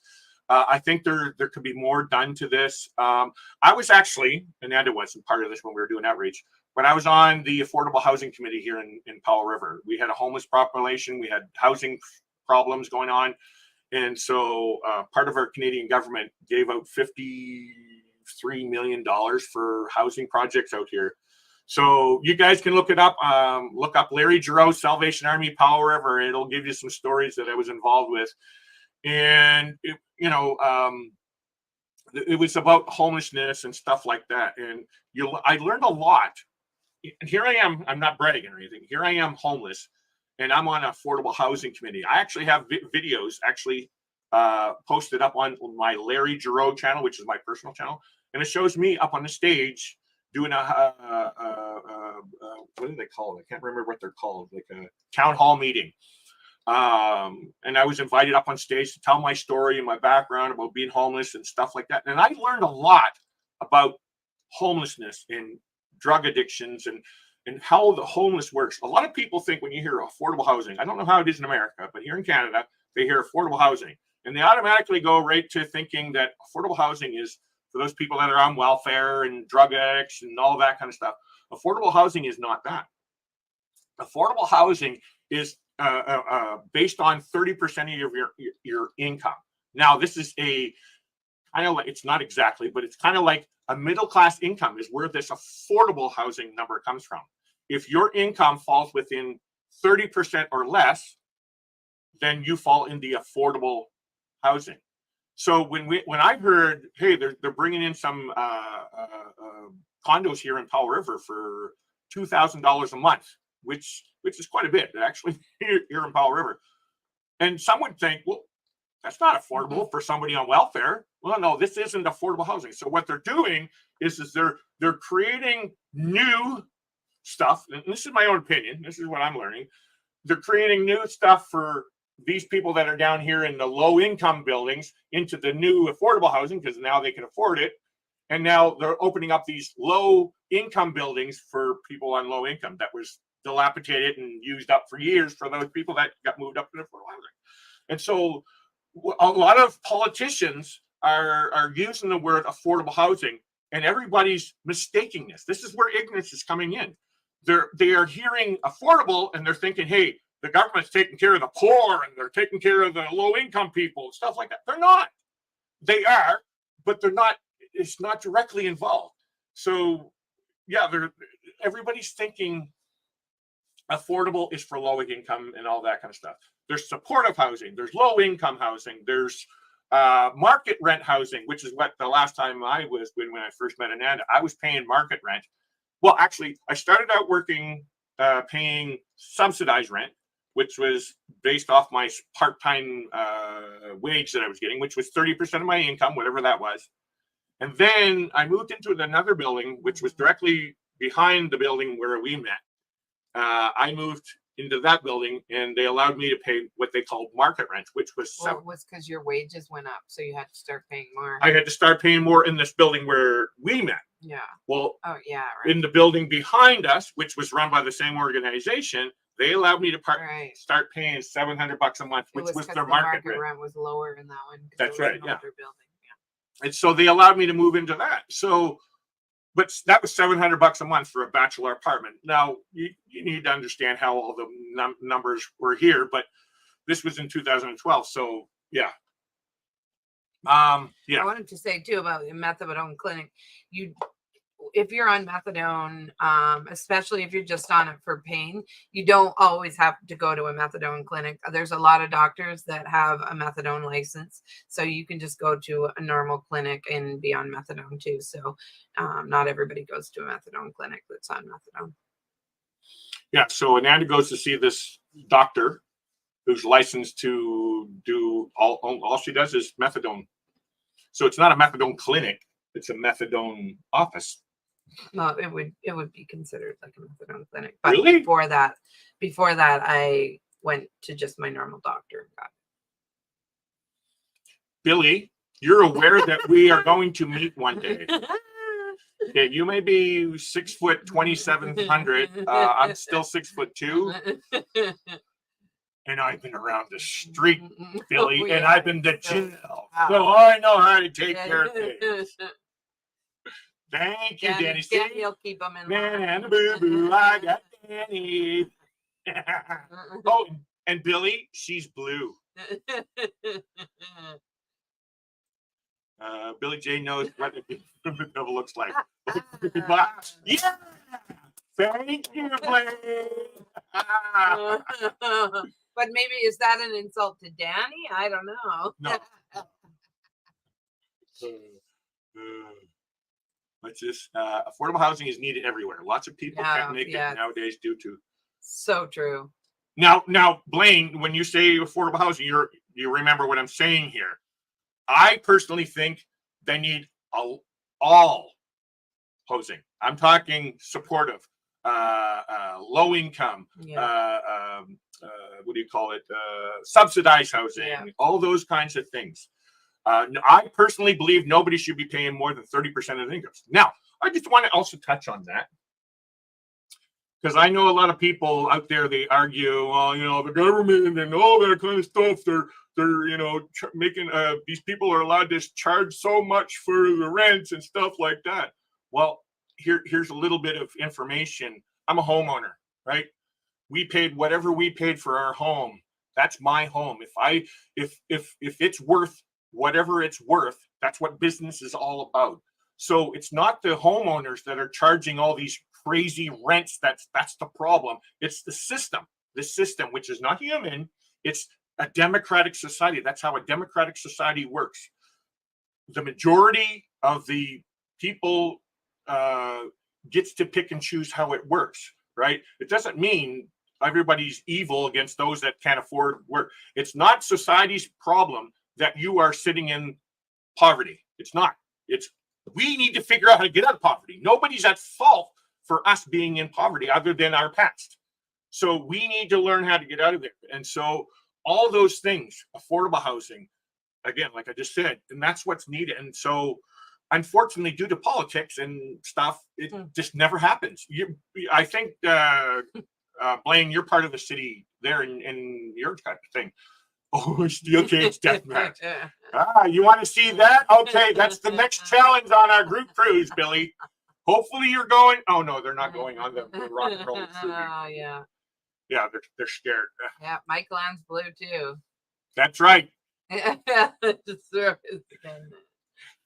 throw his hat again. Yeah. For everyone. Just low income across the bar. Yeah. Yeah. List for some it is here too. It's crazy. Actually, I'm going to bring in this little bit of information too. And this is not a brag, guys, okay? But this is actually how things work in a subsidized. Okay, so in British Columbia, they have what they call BC housing, subsidized housing. And both Amanda and I were in that. And so Ananda's rent was based on her income. My rent was based on my income. Now, Ananda was legitimately on the list to get into BC housing, as it was called. I was not before me. So she was on there first. This was years ago. Yeah, she was on there for, how long were you on the list? Well, it's different because I went in through the program, recovery program. It's a different list. You get fast tracked because you're coming right out of treatment. So I was only on it for like a month or something. So that's what I wanted to point out in here. So Michael, and you're saying your list is 2.5, like 2.5 years to 3 years long. So in British Columbia, it was like 5 years long and sometimes longer. So here's the thing with this list, Michael, and so this is more awareness for people to understand. That list is real. So, but just because you were on the list for 4 years does not mean you get the right to be at the top of the list. That does not mean that. So what happens is these subsidized buildings are run by nonprofit organizations. They own it. They spent their millions of dollars to build these houses and buildings. Well, they should have the right to pick and choose who they want in their buildings, right? Now, part of the stipulation is they must be able to house certain levels of incomes and stuff like that. But if you're some guy that's going around smashing up and destroying homes, and you're on top of the list, do you really think you should get housing before anybody else or whatever? So what they do is they'll interview you and see, hey, are you going to be a great fit for this building? Mm-hmm. And so my story is that I was on this BC housing list. I was on that for like 3 months. And so I was working at the homeless shelter, and one of my coworkers, which turned out later that it was Ananda's worker, counselor, he was working at this building where we met, and he was Ananda's counselor. Well, he was also my coworker at the homeless shelter that I worked at. And so I was talking to him and saying, hey, hey, do you guys I heard this building's open up. Hey, because I knew what organization he worked with. And he says, yeah, he says, you should go apply. Well, I thought he meant, because he's my buddy, I thought he meant go directly to the building and apply. When I got there, I talked to the building manager, who was really nice. And I said, okay, such and such sent me here to apply. And he says, I don't know why he would have sent you here. You're supposed to apply at BC Housing, the actual office. Well, I had already signed up 3 months prior and stuff like that. And I told him that. And he says, you know what? I tell you what, in a couple months, we're going to be interviewing some people for this brand new building that had, do you remember how many? 120 something apartments, which was all subsidized apartment where we met. So as he says, I tell you what, come back. We'll contact you in a couple months and we'll get you to come in for an interview. And so I go in there and go for the interview and I do my thing. And then I get chosen to go into that. Now, and that is thing, how she get in there was totally different. I still had to have an interview. You had to have an interview. But the point I'm trying to make is the way I see how it works now is what's that? There's a saying, early bird gets the worm kind of deal. It's not special treatment. It really isn't, because I still had to go through an interview just like any other person. But it helps to know people. No, I'm not going to say it was the help to know people. It's the point is that they have a right to pick and choose who's in there. If you're going out and going around and talking to people and stuff, then you have a higher chance that you're going to get in. That's right. And so what's happening? So what the full point that I'm trying to make here is a lot of people, they'll sit there. Hey, my name's there. Okay, you know what? The list is 3 years long, Larry. Okay. Then I'm sitting there not worrying about it, and I'm waiting and I'm waiting and I'm waiting and I'm waiting. Instead of calling up and saying, hey, look, blah, blah, blah. I've been on the list for 2 years. Is there any movement yet? Can you help me out? Like, I need an apartment. Remember, you used to have to call the BC Housing every month or something to make sure your name was still on the list. You had to check and see if your name was on the list. And again, 5 years, Michael, and out here for BC Housing. In Ontario Housing, my brother's actually in Ontario Housing. I'm not going to say what he pays for rent, but he lives in a crazy neighborhood either. Also, give me a sec. What's this? I hear a lot on the Nashville news about affordable housing, but at the same time, I also hear about new builds in the area that are upscale. Again, Aaron, with when you're hearing it on the news, it's a word.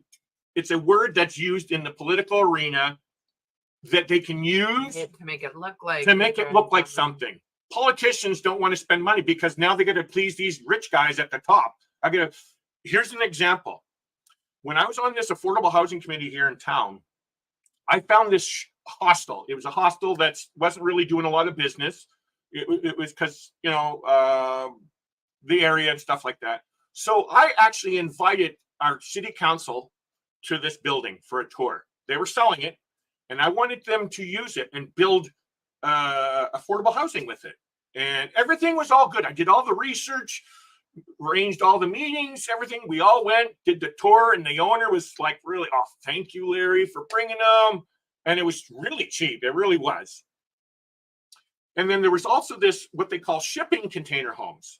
I did all the research on that. And believe it or not, now these are just off the top of my head numbers, but I'll give you an example. So if you have a 12-unit apartment building, there's a cost per unit to build that building. And so what I was doing on a normal construction build, the units were, I think 30,000 per unit. That's to, finish everything. With shipping container homes, it turned out to be 10,000. So you're thinking, okay, 10,000 for shipping container homes, and you had to have seen the blueprints of what it looked like and stuff like that. It looked beautiful. It looked like a normal building, but it was made out of shipping containers. So you're thinking, well, 10,000 for a shipping container unit or 30,000 unit for a regular build. Well, the committee, they ended up choosing a normal build for this supportive housing building that they had built here. I'm really proud of being part of that, being built here and stuff. But you wonder why. Why would they choose a $30,000 cost per unit over a $10,000 cost per unit? Well, again, this comes back to politics. In a democratic society, we need to keep everybody happy, right? And so they can't just pick and choose, okay, I'll go with this because, hey, this is cheap. No, they got to think of businesses and keeping these, I'm sure you guys all know, Blaine, you work with the city, I think, pretty sure.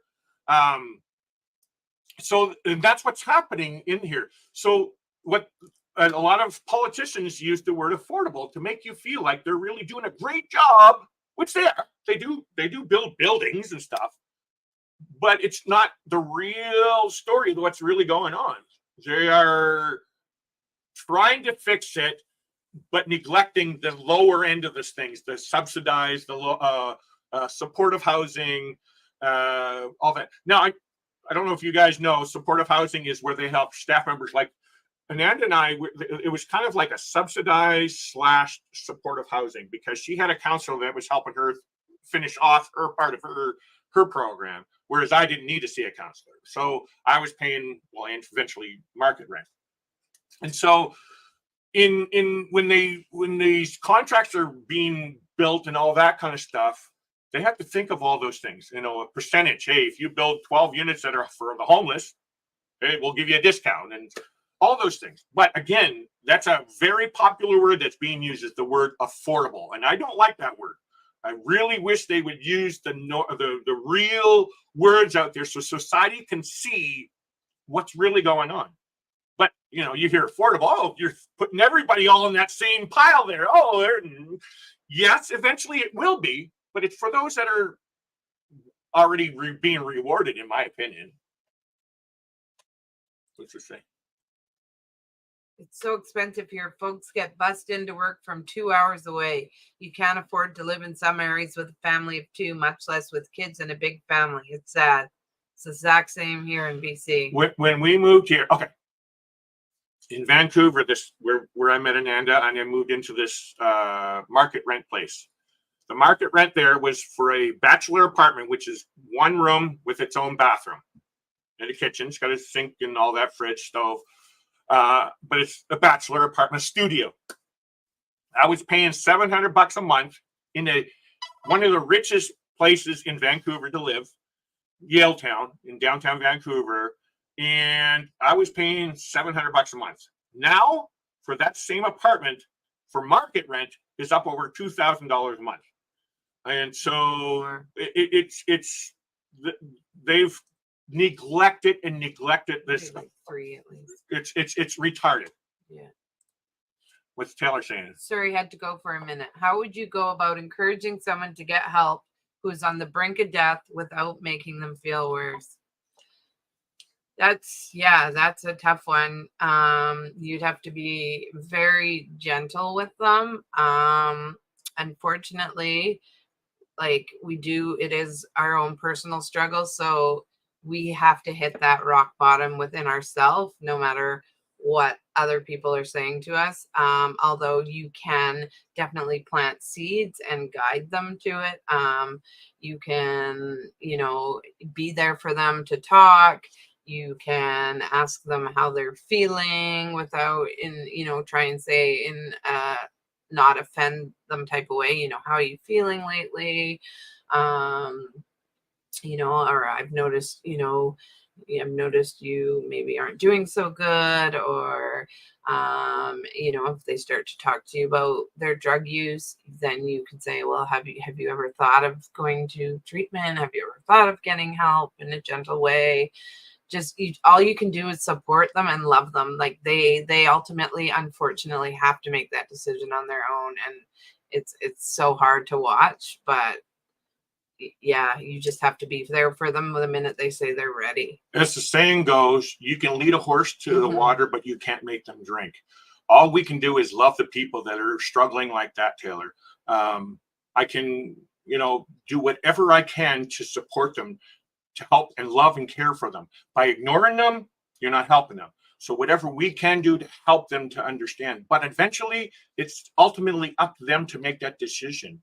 And if the ultimate does happen, we can't take responsibility, because we've done our part to try to be there and help them in a loving and caring, compassionate way to get there.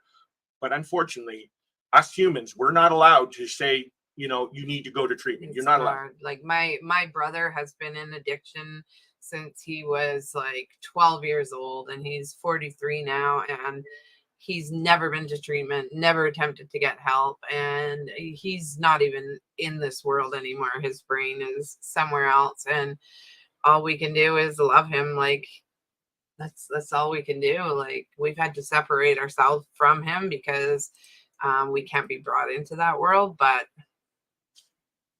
yeah, there's not much other than to support him and love him. Mm-hmm. Yeah, it's tough. It is very tough, Taylor. And Taylor, you don't know this. You never really get to hear. Sorry, guys, this is my daughter Taylor, who lives in America. You never really get to hear what I did in doing my work that I've done, Taylor. It is very sad to hear these stories that you're talking about, Taylor, and it is tough. But again, we can only love to a certain point. You can't over love somebody. You can't. You're not. It's not going to help them. You need to come to a point and love them the best you can, but then allow them to receive that help. We can't force them to take that help. Like I said, or lead a horse to the water, but you can't force them to drink. But still love them. You still care for them, and show them that you love and care for them. And that doesn't mean you have to support their drug use. You can say, look, I can't be around you when you're using, and I can't support that, but I can support you. And so I'm there for you when you're ready. Yeah. ODing, Taylor, it's one of the tough ones. Like, I was at this shelter for 5 years, Taylor, and I won't get into details. We've both lost so many people. I've lost so many people, Taylor. And doing the work that I did, we're taught to not get close to the clients and residents. But it's hard. We're human. And there was this one girl that came in. She was all happy. Hey, Lair, look, hey, I'm clean. I've been clean for X amount of days. I'm getting into the program that I was in, the PDP program, as it was called. And she was already all excited. And a couple days later, the boyfriend, who was on a different program and stuff like that, came in crying. And this program that we're talking about, you don't normally see guys crying. It's not a crying thing. Anyway, so he came crying, and I asked him, what's going on? He said, they found this girl that we're talking about in a rooming house on Granville Street in Vancouver, and she was dead with a needle in her arm. And the problem was, and what's sad, why I'm crying,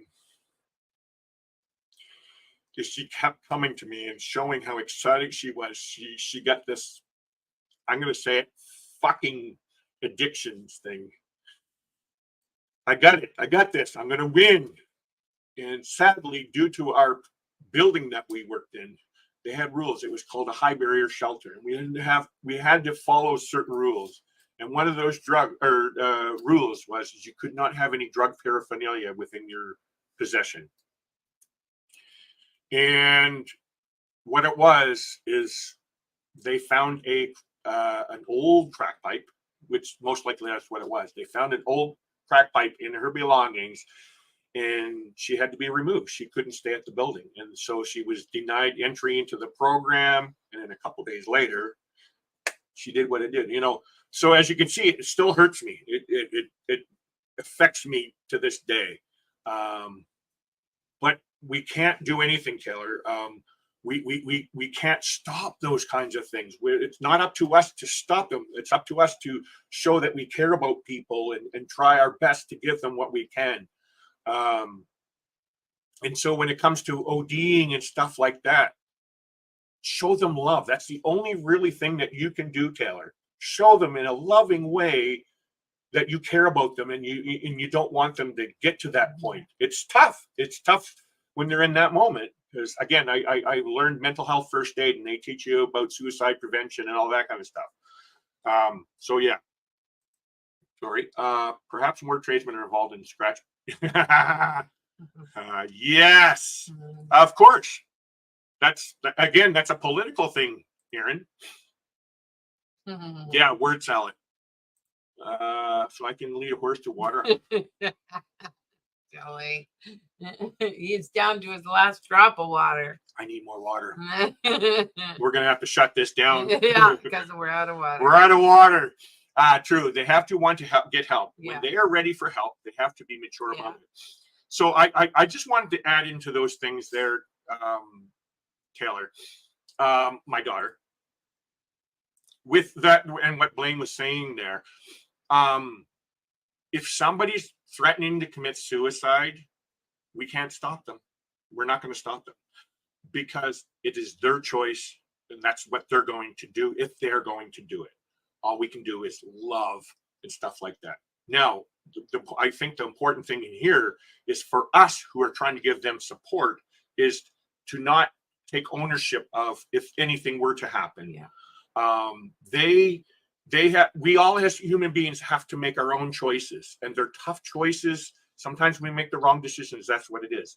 But as a loving, compassionate, caring person, human being like you are, Taylor, all we can do is just give them that love and support and pray. I know you're not a praying person, Taylor, but give them some good feelings, that good love feeling, and just hope that they don't do anything, right? And give them the resources that they can reach out to. That's why where's my banners here? Here, this one here.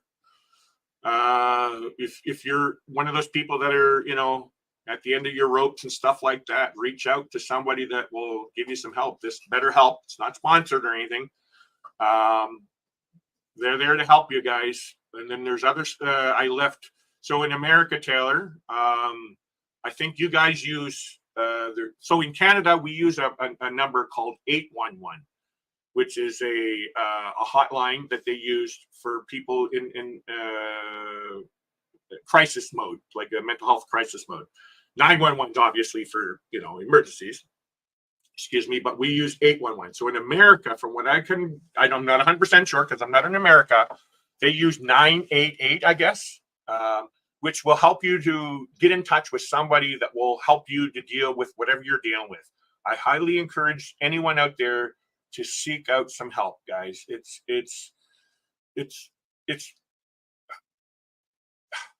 I'm lost for words for that part. There's nothing wrong with reaching out. I guess we're all taught some ways, living in a masculine environment, don't reach out. There's nothing wrong with it. You know what I mean? You're not going to be judged. Yes, you might get judged by your family members or whatever the case may be, but you know what? You're better than that. People out there, including myself and Ananda, we care about you. We do. You might think, okay, you don't know me, whatever. Doesn't matter. We know of you. We know of what your struggles. We know what pain is. We know what struggle is all about. And so that's what we do. We care about people that are struggling. And so if you need that help, reach out. If you want, call me or email me, right? 988 for America. Yeah, so it is 988. Yeah. Yeah, I get it down in the resource, and I left a couple resources that I can find right now. Eventually, I'll have more resources when I get the time to find them. I just want everybody to know, I want this community-driven channel. Community run. Yeah, it's okay. Oh, God, here comes Billy. Billy's going to comment on that one. I apologize, guys. You know what? Before he gets there.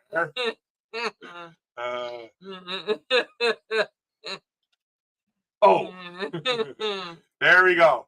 Now, I want this to be a community-driven channel where we can all support each other in a loving, caring, and compassionate way.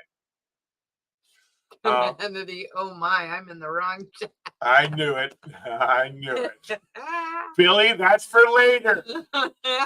I was getting prepared for tonight's show. Dewey can use that word in the show. Yeah. And what we want to build community. Anyway, guys, I'm gonna get going. Let's see if we got anything else that we need to say here. Where's this? Here we go. Just prayers and being there for them will go a long way when you need help. Yes. But Blaine, I also want to touch, because I also work with a lot of people that are atheists and stuff like that, Blaine. So I try to bring in both sides, but prayers, because we're Christians and we pray. We pray for people. But you can call it positive thoughts, positive vibes, or all that kind of stuff, right? You know what I mean? What's PM? Huh? Where? You can hope that if they try to OD, it doesn't work and they stay alive. It takes a near death for some people to have the light switch. Yes, that's moment, very true. Which is that could be their rock bottom. Which is the rock bottom. Yeah. You're saying PM is the time. 12:56 p.m. Oh, I saw PM. Oh, okay, sorry. You don't see it anyway. Don't worry about it. But yes, that some people, if that is has to be that low, their rock bottom has to be. So I won't get into statistics and stuff, but there are statistics based on somebody threatening to commit suicide. Most people that commit suicide, well, this isn't suicide, this is ODing. ODing, which is almost the same thing. Almost the same thing. No, but it depends if they're eventually doing it. Again, I'm not a doctor. I'm not going to argue that point. I'm just using the point of suicide. It's a scream for help. Yes. Everybody needs help, and they can't find it. And all we can do in that is trying to bring them to that water. That's all I want to make within that statement, right? You know what I mean? I can't argue the scientific stuff.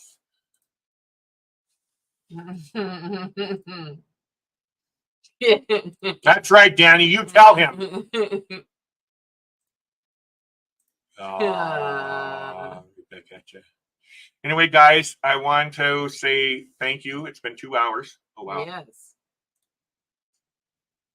Wow. Wow. You come to Canada. Wait, Nick, can you sing the old Canada? Let's hear you sing old Canada. Oh, say, can you see by the dawn's early light? That is not okay. Oh, that's not Canada. Oh, sorry. It's this. I have to tease Billy. Yeah. Anyway, guys, I want to say thank you. I hope you enjoyed today's show. I hope it's give you a sense of awareness of what we go through and stuff. My purpose of sharing our stories isn't for gaining sympathy. This isn't about feeling sorry for being an Ananda. This is about awareness and to be open and share our struggles that we're dealing with in life. Because if we keep them inside, it pushes us to places that we don't want to go, right? And so it's better that we have somewhere to go and talk about it. If anybody else would like to share their story one time, we can contact Larry and contact me through my messenger or my email, cognitivenomad.ca@gmail.com. Oh, you made me lose train of thought now. Sorry. My ADHD is kicking in. Squirrel. Holy Jesus. What's this going on here? I'll go back here and then I'll remember to have a faucet. There we go. Look at the chat's going crazy now with Nick coming in. They're just saying bye. Yes, I saw those two shorts, Nick. You're doing squirrel now. Am I really? I'm trying to refresh my memory to what I was talking about. What was I talking about? And everybody, if you can hit the like button, the thumbs up button, that would be great. Thanks for the help. Thanks for the support, love. Anyway, again, so I am actually looking for somebody, to share their story. If you have any stories that you would like to share, please don't be afraid to come up and share them. You don't have to show your face. You can leave out details, certain details, private details. But I think it's important that we all get things out of us. You know what I mean? Like, instead of holding on to those struggles that we're dealing with, it just eats us. We can't fix those problems, guys. We're never going to fix those problems. We can try, but we're just going to keep screwing up. Or if you don't feel comfortable coming up, you could type your story and one of us could read it out. Yeah, if you want, send me an email with your story and I'll read it for you, and you don't even have to put your name. You can put anonymous. Yeah. But just help send us a story so we can read it, so we can reach other people to support them. Because with what we're trying to do here is telling our story, people can relate. Because that's what, to be honest, that's what we both, that's why we were able to grasp onto this help, is because we heard other people struggling what we are going through and hear their stories and, oh gosh, I went through this, but I didn't do this, and this screwed me up, and this doctor was this wrong and stuff like that. But we were still able to formulate our own thoughts on how we were being helped and stuff like that. And it was all based off of people telling their stories. Again, as a support worker, I heard thousands of stories. It's just amazing, which helped me. It really helped me, because I'm looking back at my life and I'm thinking, oh God, my life was perfect. I'm not bragging. It's compared to somebody getting beat up every day, or, all these things, like their parents alcoholics and beating them up and all those things. It's just, when I look at my story, you know what I mean? And even if you do have that harsh story, there's still people out there that care for you, right? Imagine a stranger like me and Ananda. We care for you. We do. We care for your pain and hurt and your struggles that you're dealing with, right? That's it goes globally, right? So we don't need to know you personally to really care for you. And that's why I put in my outro here that, I care, right? Anyway, anything else you want to say, love? Thank you for listening to my story and being supportive and not being mean. Except for Billy. Using. We need to come together as a community. That's right. Yes. Yeah, that's cool. Yeah. Good idea. Yeah. So maybe you're coming up next week here to tell your story. If you have any struggles. I think that was him volunteering. Yeah, I think so too. Yes. Yeah, Danny. Anytime. Danny, for sure. Sorry, I need to check this because sometimes these are important messages. We would be very interested to have you, Danny. Let's see who's texting me in the middle of a live feed.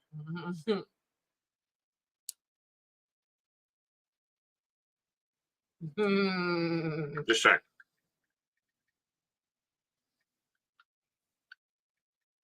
Yes, we want to hear everybody. We want to hear everybody's story.